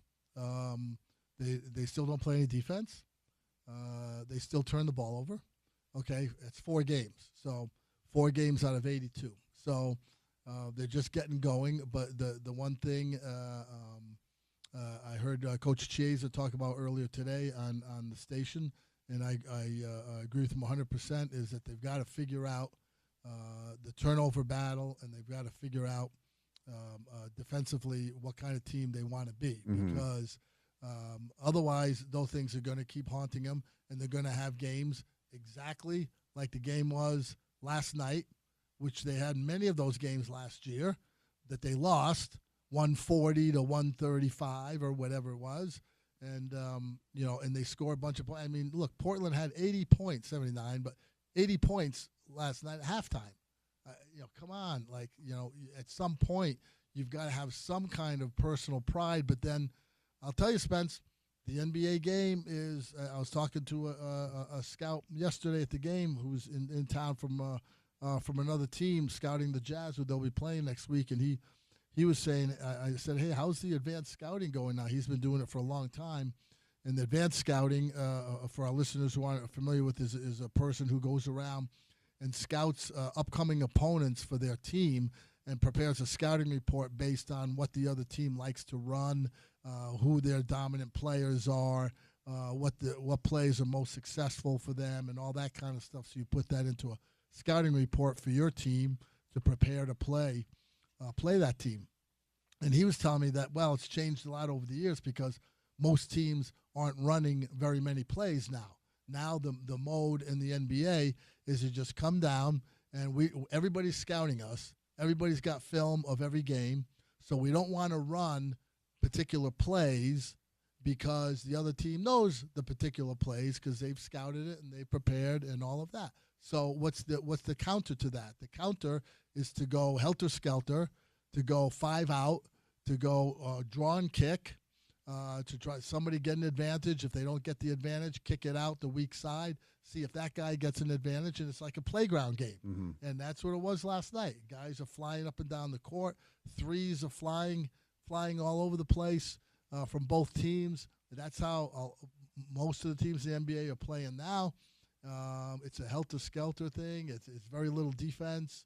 And, some of it. And look, the Jazz got out to a 19-2 start last night, and by the early third quarter, the lead was gone because they can't hold the lead because they don't defend, and you miss a couple shots, and the other team gets some runouts and what have you. And so it's going to be interesting to see. The other part is, of course, you and I had this dialogue all last year, and we'll probably end up having it again this year as the season goes on, is the old tankathon thing about whether they should be playing the young guys down the stretch of close games to get them the experience they need, or should they be playing the older guys because why else do they have the older guys except to help win games like that? Do they really want to win the games? Are they not really concerned about winning the games?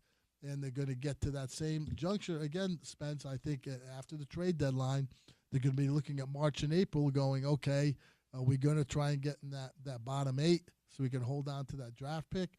or are we going to play? Like, I don't know these guys, Kevin Love and Kyle Anderson and Jurkic and George Niang. I don't know if any of them are going to be around by February, the trade deadline. I don't know if they're keeping them because of money, which could be one of their approaches. It's just we have them on the books this year. Their contracts all come up, so next summer we'll have whatever the number is, $50 million available, and then we can try and be a real team next summer and try and get a free agent or somebody and another draft pick, and then put them together with Ace Bailey and Markkanen and Kessler, and okay, now we get going. You know, I don't know. It could be a situation like that, but it's for fans who are going to look at early season basketball. You tune in, it's going to be the same thing you saw last year from my perspective. Run and gun, throw the ball up there, get a bunch of shots up, try and get 45, 50 threes up during a game, whatever. They got Kessler shooting threes now, you know, and it's just it's an interesting setup, interesting situation that they put themselves in, especially with the way the roster is at this moment. That's the way the game is played across the landscape of the league now.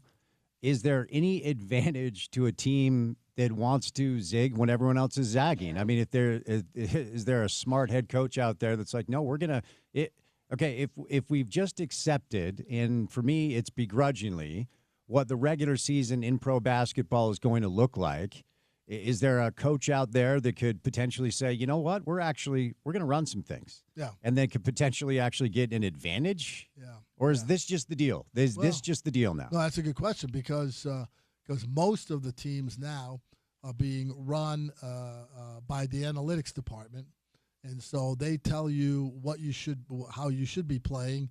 The coaches, of course, they go, yeah, we're going to do this, yeah, we're not going to do that, and whatever. And the analytics play a strong part in that, and some more than others. You know, obviously we know the Boston Celtics, for example, with Jason Tatum, at least in the lineup, Porzingis last few years. With those guys, Drew Holiday, you know, they were all about getting up as many threes as they could because the analytics stuff told them, you know, that's how you win games. You know, it's still, Spence, it doesn't matter how you play. From my perspective, in my opinion, the way you win games is you have talent. And if you have the better guys on the floor, it doesn't matter how you play. Mm-hmm. You get them to exercise their talent to the maximum level they can, and they're going to win more games than they lose. I remember, I think I've told this anecdote before, but way back in '88, the Jazz are playing the Lakers in the playoffs, and they lose the first game, and Pat Riley's the coach is doing an interview between games 1 and 2, and somebody asked him about the technology they were using at that time, which was showing film at halftime that nobody else did it at that time. And he said, I don't know if that does that give you an advantage? Yeah, back and forth. And finally he just said, well, I think really the advantage we have is that we have Kareem and Magic. Right. That's our advantage. Mm-hmm. So whatever else we're doing, doesn't matter the plays we run, doesn't matter what the schematics are.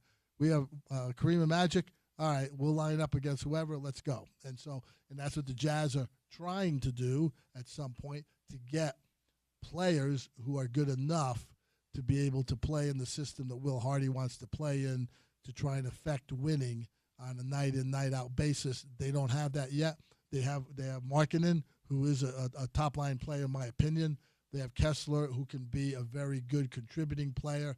And now all the other guys, they got to try and find out, you know, who's going to be able to help out as they go forward. Let me ask you about a couple of players that we're still hoping to learn about, because to your point, I think the data and the proof of concept is there with Lowry. We've seen him be an all-star. They sat him a bunch last year, so out of sight, out of mind. And so far this year, we've been reminded, like, yes, he's awesome. The first 50-point game since Carl back in '98. And I think we have enough sample size that indicates Walker Kessler is probably a good starting center in this league, and he's been very good as of late as well. But let me ask you about Keontae. I'm always hesitant when the narrative and message is sent from people that work for the team about a dynamic offseason that somebody's had. So, look, the narrative from people that cut a paycheck from the Smith Entertainment Group is, oh, this kid has had quite the offseason. He grabbed a bunch of players and he showed leadership. And, you know, I would say so far, some of the proof has been that he has been better. I mean, he's averaging 9 assists a game, but he's still turning the ball over a ton. I guess I would say I see him put more effort in on the defensive side. But if the Jazz are going to take a step forward, if we move away from the players that we know are good, we have to figure out whether or not any of these young players are going to be around for the long haul. So through 4 games, are you buying any of the team propaganda that Keontae had this miracle offseason and he's ready to take the league by storm? No, that's all in the vein of Spence of trying to sell tickets and trying to sell sponsorship and keep up the hope that our team is going to be better. I mean, that's all part of their marketing strategy, and nobody's going to say the guy came in here and worked hard this summer. Yeah, I don't know. I mean, so yeah, that stuff you got to take with a grain of salt. But George, again, to your point. He's averaging, 4 games, right? But he's averaging 22 and 9, and over 4 turnovers. I still don't like his him as a lead guard. I really think he's a Jamal Crawford / Jordan Clarkson guy in this league. Yeah. I think that's where he'd make his bread and butter in the long run. I think he can do that. He can go get shots. I don't think he's a lead guard. I think they're still trying to figure out if he can do that. Okay, I don't see it, but I think he's more of a scoring guard. And of course, the other kid, hasn't played yet. The kid from USC, Isaiah Collier. He'll be with the G League. He'll be with the Stars, I think, tonight. I think they're going to try to start to get him back. Okay, so he's the jury's still out on him. I know those are all guys that have to continue to show improvement. But again, Spence, we know that the team can score. We know they can put the ball in the hole. They know they can get shots up. My concern is that they just don't play any defense, and they don't value the ball. Yeah. And that's because they're trying to play, in my opinion, a little too fast, a little too quick. We're coached to, pass, shoot, get it up, bounce, shoot, whatever.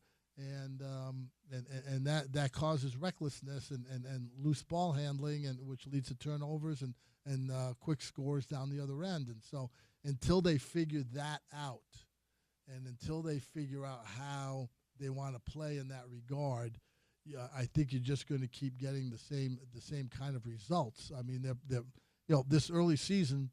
They played Portland. They played Phoenix. They're going to play Phoenix again on Monday or Friday, and so they haven't played any real quote playoff teams yet, and we're just getting the season started. But it's going to be interesting to see what they do with the young guys versus the veteran guys that they have sitting on the bench. Nurkic is playing some. But, Niang's been out, and Anderson's been out. And I don't know if, what the plan is on those guys, and if they're really just here for money purposes, and that, they're just going to sit around all year. Kevin Love, who's a very, still has something left in the tank. Probably not a lot, but something he could help in some games, but he hasn't played. So that's the interesting part to me, is the taking up all those roster spaces with those older guys, and if they're really not going to play them, then it's just playing for next summer and having contracts and having money available, and then this year playing the young guys as much as they can. Yeah, they did beat the Clippers to start the season, and I think the Clippers are probably a playoff team. Yeah, but the Clippers didn't show up. No, they didn't, and they didn't want to be here opening night. Right, and so the Jazz ran away from the Clippers opening night. But yeah, that was they did play their guys, which was weird. But to your point, they were pretty disconnected. Yeah. All right, Ace Bailey had a really fun preseason, and so a lot of people excited to see what that would look like. He was sick prior to the season opener. So far, the minutes have been kind of interesting. I thought that they were going to throw him in and kind of let him learn to swim. 20 minutes against the Clips, 13, 14, 15 over the next 3 games.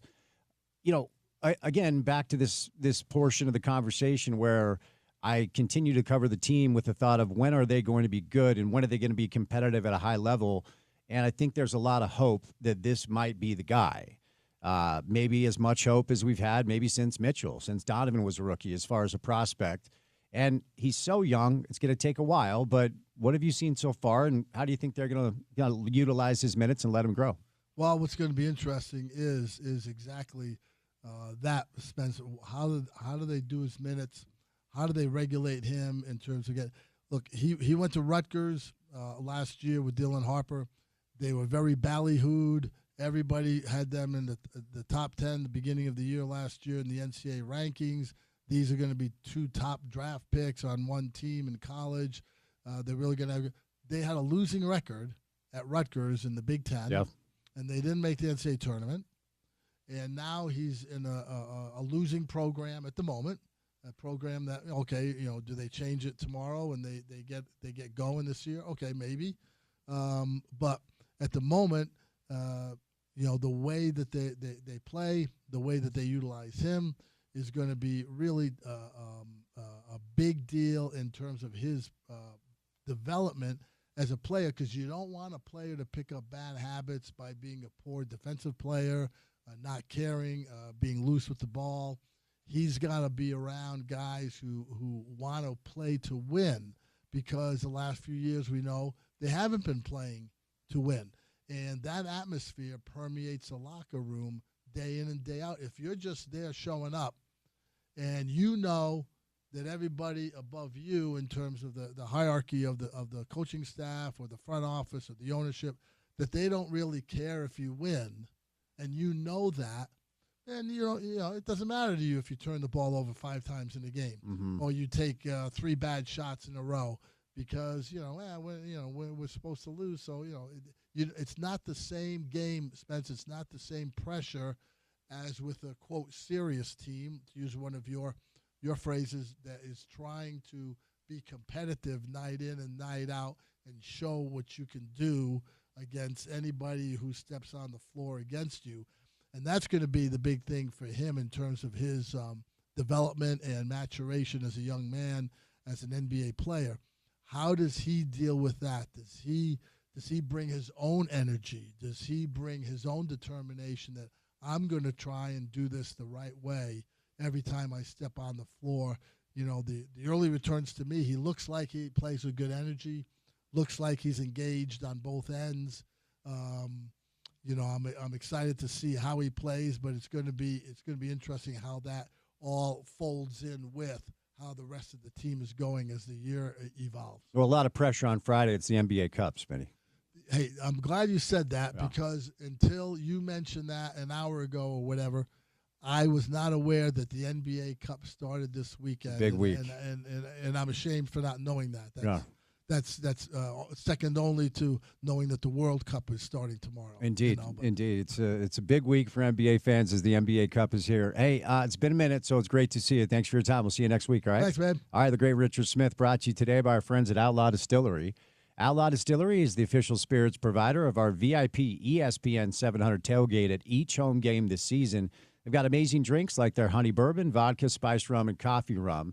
Just came out with this new barrel-proof bourbon sitting at 133 proof, and it's spicy, bold, and very smooth. Bottles left, so get yours today. Fantastic with an old-fashioned or mixed drinks. You can get a taste at our VIP tailgate this season, or go check out every one of their options at Big Willie's Sports Bar, another great partner of ours here at ESPN 700. Outlaw Distillery, truly a grain-to-glass product forged in the history of the American West. Check out our friends at Outlaw Distillery at outlawdistillery.com, found at all state liquor stores. Little sports court comes your way on the other side. Athletic Director Mark Harlan in the 5 o'clock hour. We're going to say goodnight at 6 on ESPN 700.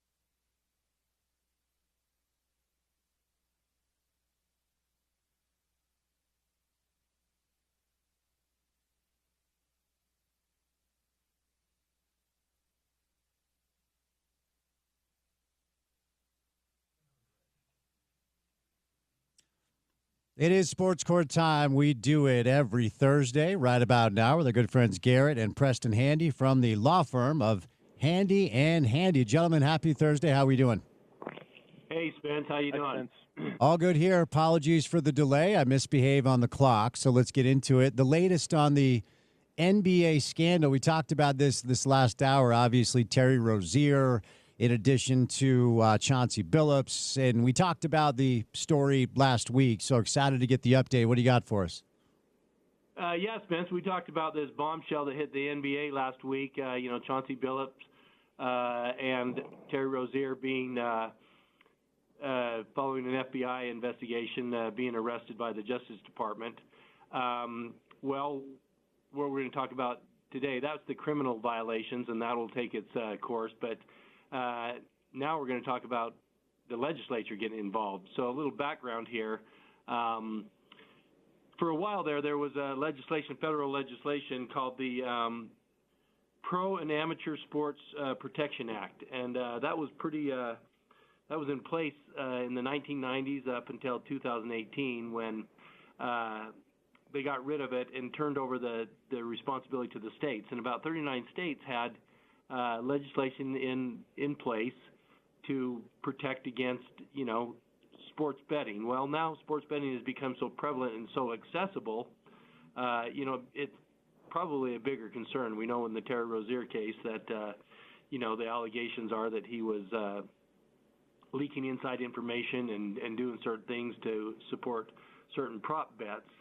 The goal in all of this is to support the integrity of sports, and make sure that betting doesn't get involved in what's going on the field. Well, following this bombshell that hit last week, some politicians decided to get involved, and the Commerce Department has come in and they've issued a letter to Commissioner Silver, and it is directed, "Dear Mr. Silver," and essentially what it says,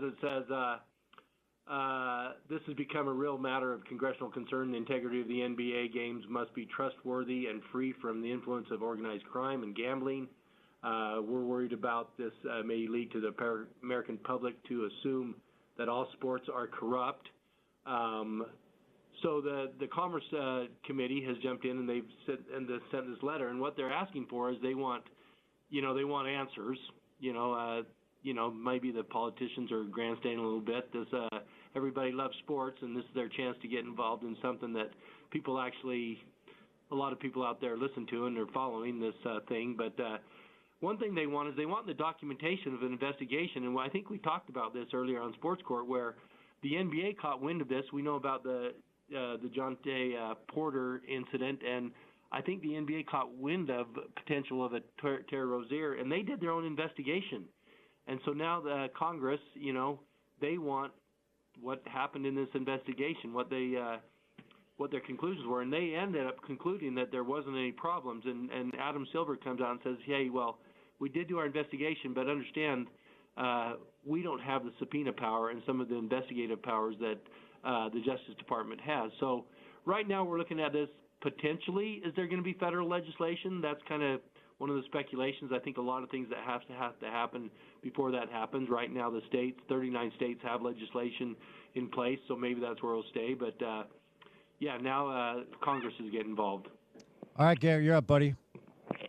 Well, Preston said grandstanding. I'm agreeing with that. I mean, Congress doesn't seem to do anything, but this is something where, maybe there's some bipartisan support regarding sports. We've seen it with some legislation proposed over NIL and that sort of thing. So maybe that's where they'll get something done. All right. Over to the NCAA here. Ordered to pay $18 million to a former football player and his wife in a concussion lawsuit. So another L for our friends at the NCAA.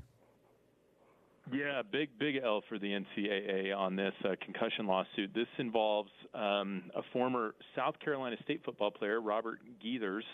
And when I say former, I mean he's 68 years old and played in the late 70s for South Carolina State. Also had a stint in the NFL. So he took this case to trial against the NCAA, arguing really that they knew about this about the hazards involved, especially in regards to concussions and CTE, and that they hid this information. I mean, it kind of reminded me a little bit of the big tobacco litigation years ago, right, where they had these studies and knew about it and buried them. And so that's really a lot of their argument. Of course, CTE, as we kind of know, is typically not diagnosed until after someone's passed away and there's an autopsy done. But he must have had some very strong experts in this case to establish that, and he's got apparently very severe dementia. And so, yeah, $10 million awarded to him, $8 million was awarded to his wife for loss of consortium. So pretty huge verdict, and something that I'm sure is going to have the NCAA worried about future lawsuits. All right, Preston, over to you, bud. When I saw this story, I thought this was fascinating. First thing that came to my mind is, what about statutes of limitations? I guess they get around that by saying, well, we didn't really know about this stuff with the NCAA that they knew about it. But, I think this is kind of a one-off, really. I mean, it's reported that, the winning side came in and said the jury was able to see it wasn't our client's fault, it wasn't the institution's fault, it was the NCAA's fault because they had this information. But lawyers have been interviewed on this, and they kind of said, hey, some of these lawsuits have gone around the country, and they've all lost. And one lawyer, a prominent lawyer, kind of said the NCAA has prevailed in every other jury trial around the country on this same issue. He said, I think it's really a difficult premise to prove. But they won this one, and so the NCAA's come in and said, hey, we're going to look into our options of appealing this. It's really hard sometimes to overturn what a jury decides, based on facts. So I suspect that they might appeal and they might file some post-trial motions, but there probably will be a settlement. All right, moving over to a little basketball storylines. The latest with the Suns and the Mercury. Their minority owners have ended the lawsuit, but anticipate continuing the litigation against Matt Ishbia. You're the lawyer, so I'm just going to send the time over to you. Yeah, we got billionaires suing billionaires, and so what this involves is, we talked about it earlier on, minority owners of the Suns and the Mercury, they caught wind of some stuff going on, some meetings and some transactions going on by Matt Ishbia, who's the majority owner, and so they sued him. And two of the things they were seeking was, they said, hey, we want to see the documentation, we want to see the books of everything going on.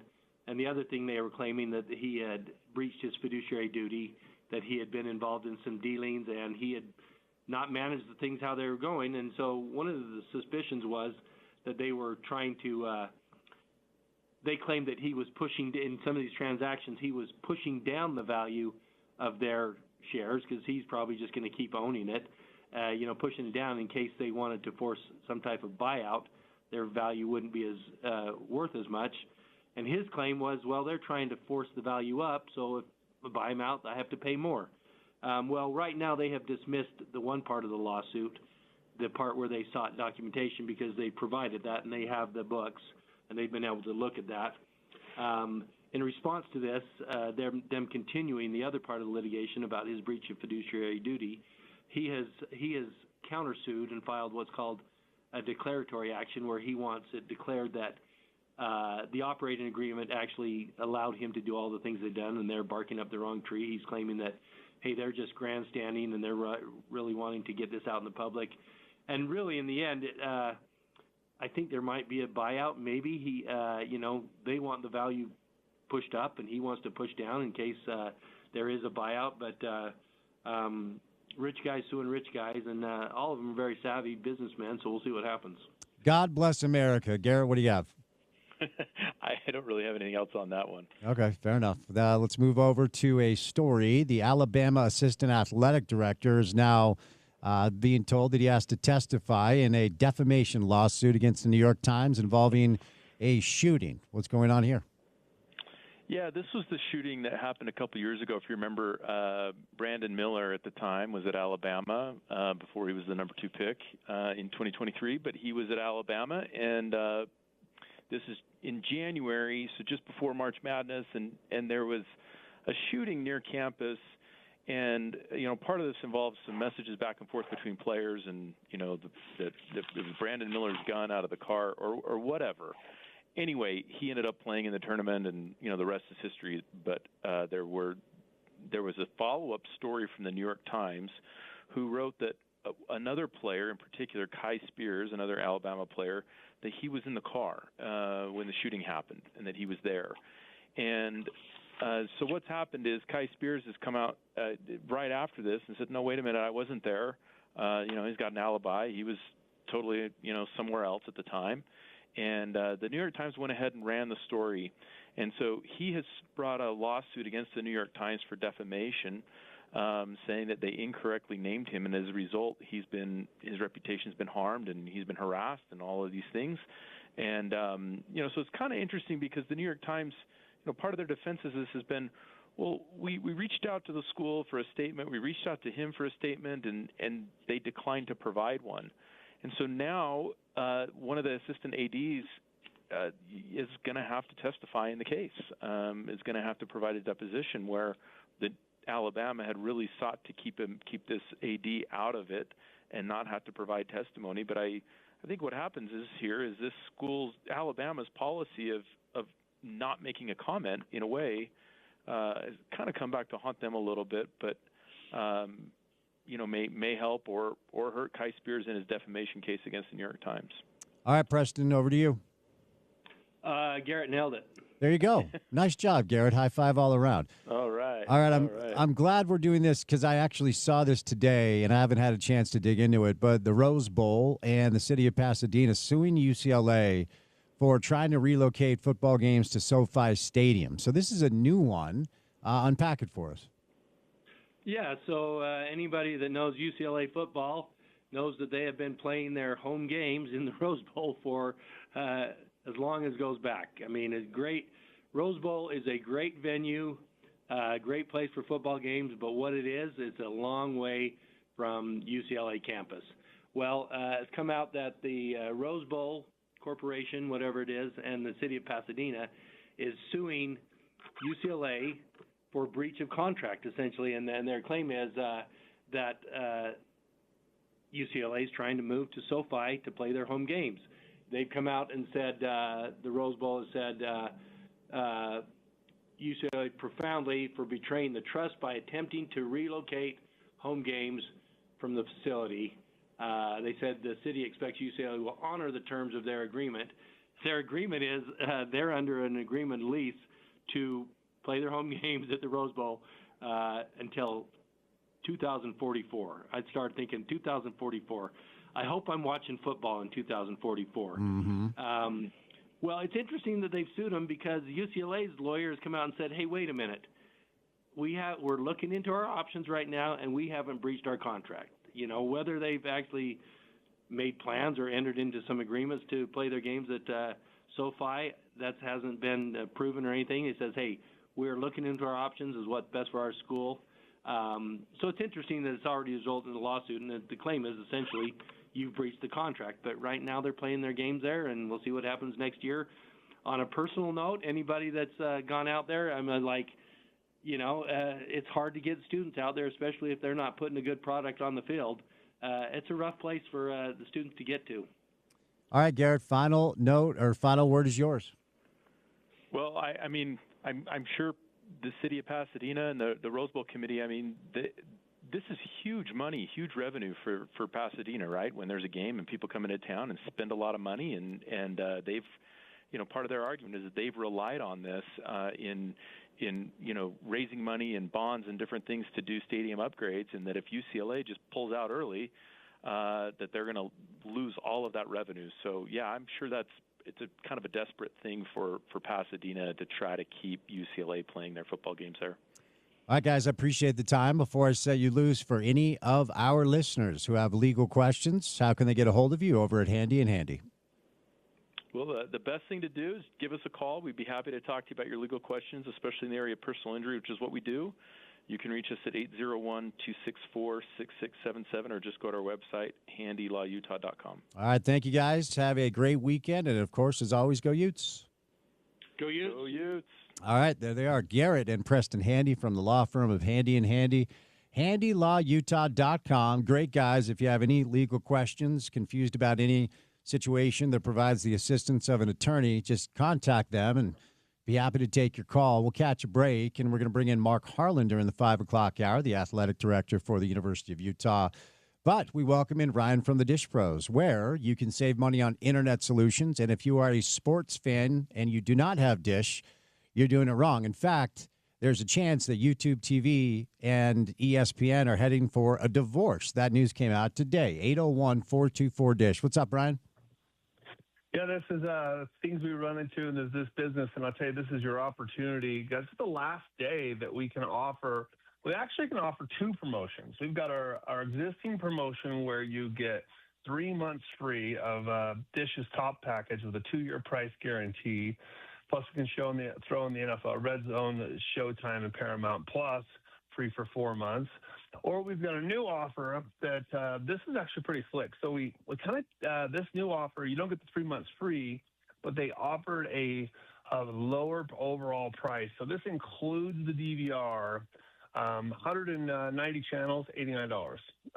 If you want to do the 290 channel package, that's $99. If you wanted the 300 channel package, it's $109. And the best part is you got 2-3 rooms, and it's all the same price. And this price is guaranteed for the next 2 years. Call us up and take advantage of the day. You can call in and get offers for, you can do either promotion, whatever's going to work best for you. Today's the day. Call us up, take advantage of the deal. We'll get you set up and installed before the weekend. You can have the big, massive DVR that will auto-record your games, auto-hop commercials. Guys, listen, if you've got cable or DirecTV, this is a slam dunk, because I can tell you what, the 200 channel package, $99. What do you spend with DirecTV? $180, $150? That's a ton of money you can save every single month. Call us today, 424-DISH. It's 801-424-DISH. All right, 3 hours down, 1 hour to go. Final hour of the program on a Thursday comes your way next right here on ESPN 700.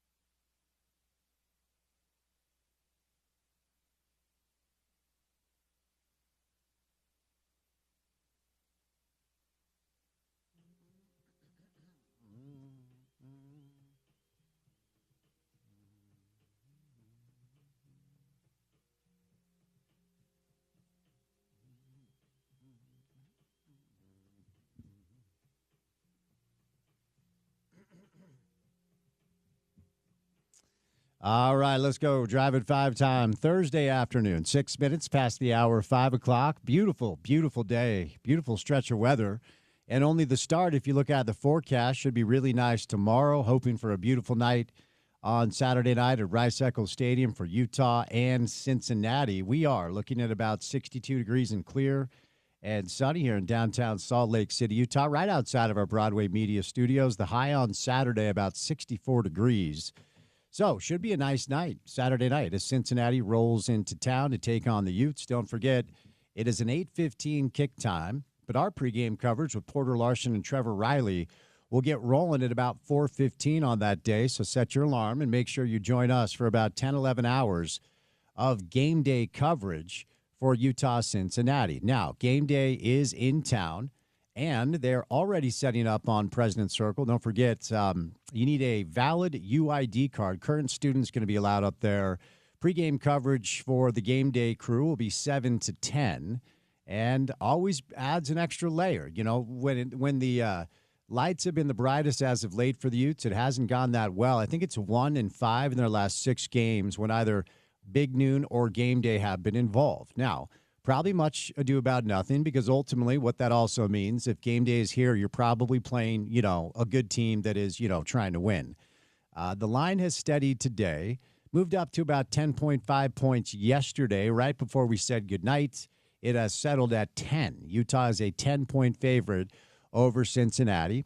Had a really fun conversation earlier in the show today with Tony Pike. Tony played quarterback at Cincinnati when Brian Kelly was there. We actually talked about that, as, of course, Brian Kelly has been in the news as a result of being fired by LSU. The LSU governor, for some reason, is now involved. He has removed the athletic director from picking the football coach, which was an interesting storyline that came down earlier today.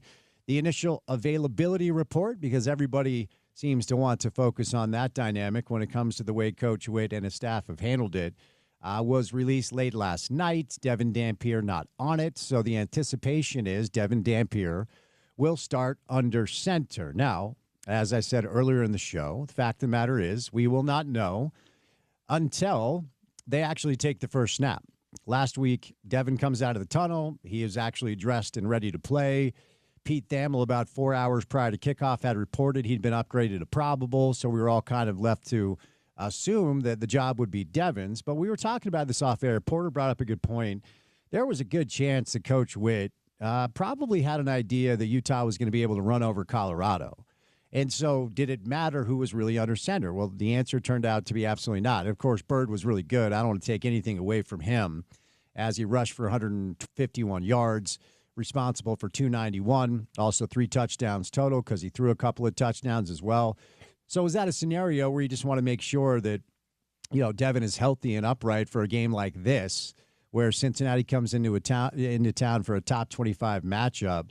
Could Devin have played last week if it was for, a Big 12 championship or bowl eligibility or a bigger game like what we're going to see on Saturday as Cincinnati rolls into town? Of course, Cincinnati, as we've talked about, they will be without their leading rusher, Evan Pryor.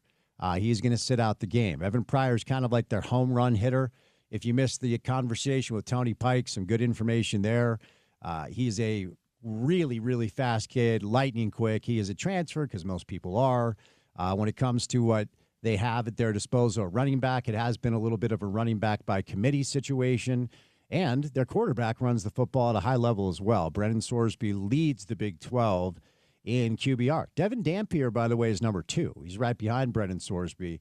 Where this matchup, I think, lies in Utah's favor, and hence the 10-point line, hence Utah being a lower-ranked team, actually having a double-digit line in their favor. I think it hinges upon the fact of the matter of, according to Pro Football Focus, Cincinnati has the worst defensive line in the Big 12, and they have not really been able to stop the run. And Tony even kind of admitted this when he joined the show earlier. He called them a bend-don't-break defense, and Utah is the best rushing team in all of P4 football, not just the Big 12. So are we in for another situation that will feel a little bit like last week did, where that offensive line is able to manhandle a defensive line that, according to the metrics, isn't necessarily all that good? open up lanes for Devin, Wayshawn, Nakari, whoever's running the football. Daniel Bray has been the guy that, of course, has been in the mix as well. And if that's the situation, I'll continue to say I wouldn't touch that line. Well, I'll continue to say don't gamble on sports, period.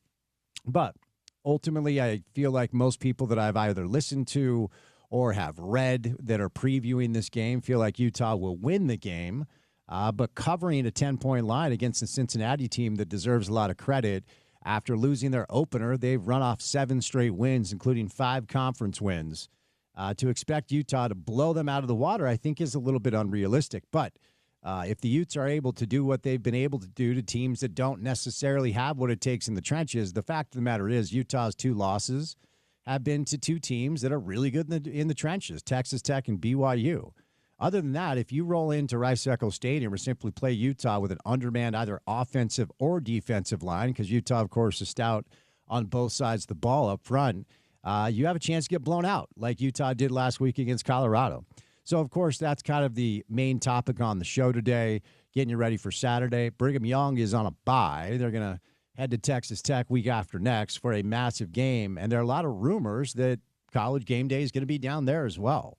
So we'd have back-to-back weeks where game day features 2 teams here in state. Of course, Utah, Cincinnati coming up on Saturday, and then next week with BYU and Texas Tech, which will be a massive game, of course, with conference implications. Utah Jazz are off tonight, but kids, it's NBA Cup time. Yep, that's right. How many of you knew that tomorrow is the start of the NBA Cup? Raise your hand. You're lying. So the Jazz lost last night, a massive comeback that was just a little bit fell a little bit short, a little bit too late. They were down 25 in the fourth and nearly sent it to overtime. The 2 teams kind of played the free throw battle, and ultimately I think it was Filipowski who missed his free throw intentionally, could not get the bounce to go their way. Drew Holiday got the rebound, and Portland got the win. Jazz 2-2 on the season. Now they have a 5-game road trip that will start on Friday in Phoenix, and then they're going to be gone for a little while. So mostly college football. Pro football makes its return tonight, and Lamar Jackson makes his return to the NFL. And right after we say goodnight at 6 o'clock, we're going to send you to coverage for the Ravens and the Dolphins.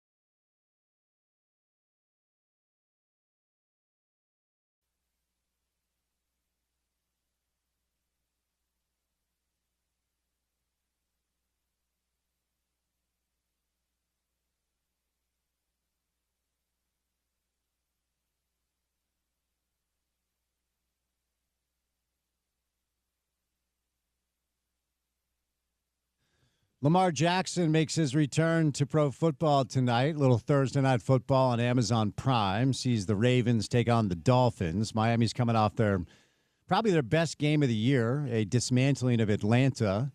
And our very own Tyler Huntley led Baltimore to what really was kind of a must-win, quite frankly, over the weekend against Chicago. Only 6 teams in pro football history since the merger have made the playoffs after starting 2-5. So Baltimore with some work to do. 7.5-point favorite tonight against the Dolphins. So that comes your way after a quick break. So, Porter, you're familiar with private jet watching season to try to understand which schools are going to interview which coaches, right? I am. Not a big fan of it, but certain people seem to love it.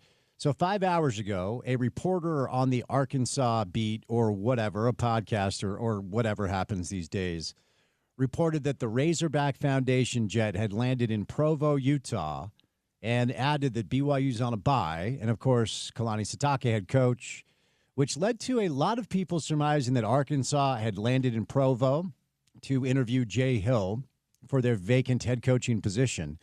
Well, this same reporter about 20 minutes ago has reported, for all the BYU fans freaking out, the jet wasn't in Provo long enough to warrant any worry. It was a refuel situation, and it went on to land in Eugene, Oregon. There you go. Nothing to see here.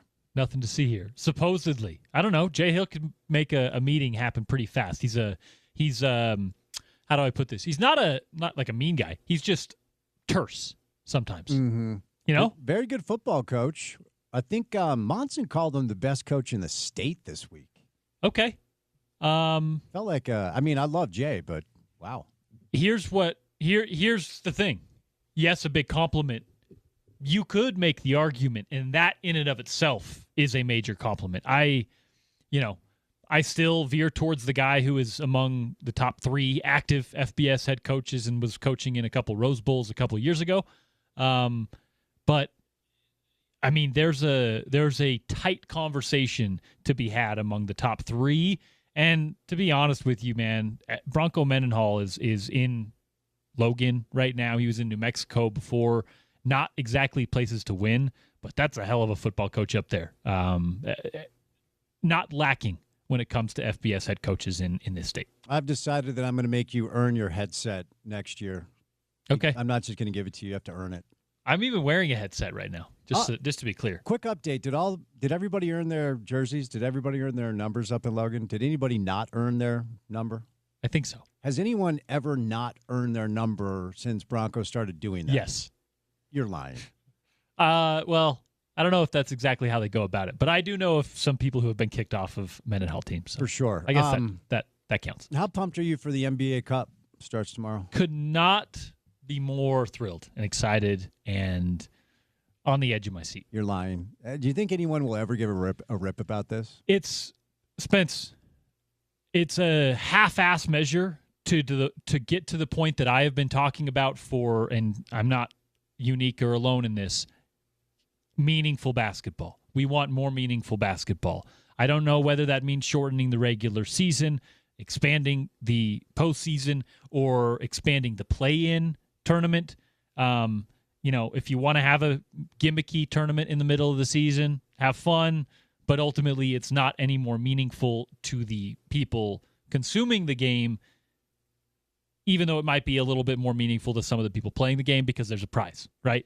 I think because of the first year, the novelty of it, there was some attention, but I don't think you're going to see like even a bump from the usual 82. I think it's still the same problem that basketball had last year and the year before they currently have. And now they have, well, let's just say added issues. I will be on television with Dave Fox tonight at 10:35 on KMYU. We call that 5 Questions with Spence, so stay tuned for that. Matt Rule receives a 2-year extension to stay in Nebraska after a lot of rumors that he was headed to Penn State. But coming up after a quick break, it's time for Thursday night football between the Ravens and the Dolphins. Friday's show, Porter. What's coming up tomorrow? Bunch of football. Kyle Bonagura, Sam Bruckhouse. We'll chat with those guys as we do each and every week just about here on the station. Paul Pugmire updating us on the world of golf. Dave McMenamin stops by, the return for the NBA Daily Assist. A bunch to get to with Dave, and probably mix in some more college football on a Friday. We will be live out, at Smith's. There we go. Yeah, we will be out at Smith's in South Jordan. So 5448 Daybreak. I don't know where that is, but I am going to find it, and you should too. It's our tailgate show that we do every Friday prior to Utah football home games, and there are only 2 home games left. That is so wild. Cincinnati coming up on Saturday, then K-State in a couple weeks. All right, we'll say goodnight. Special thank you today to Tony Pike, Mark Harlan, and Richard Smith for any of that sound that you missed. Go to the website, which is ESPN700sports.com. Make sure to download our mobile app and take us on the go. That ESPN 700 app is available in the App Store and the Google Play Store. Then for what we do in our space every afternoon for 4 hours, check out our podcast page. Subscribe, rate, review. We're up wherever you get shows. If you say nice things in the comments and give us all the stars, it actually helps out the show. We'd appreciate it. He's Porter. I'm Spence saying goodnight. Have a great Thursday evening. Enjoy some Thursday night football between the Ravens and the Dolphins. And we'll talk to you tomorrow on a Friday Drive right here on ESPN 700.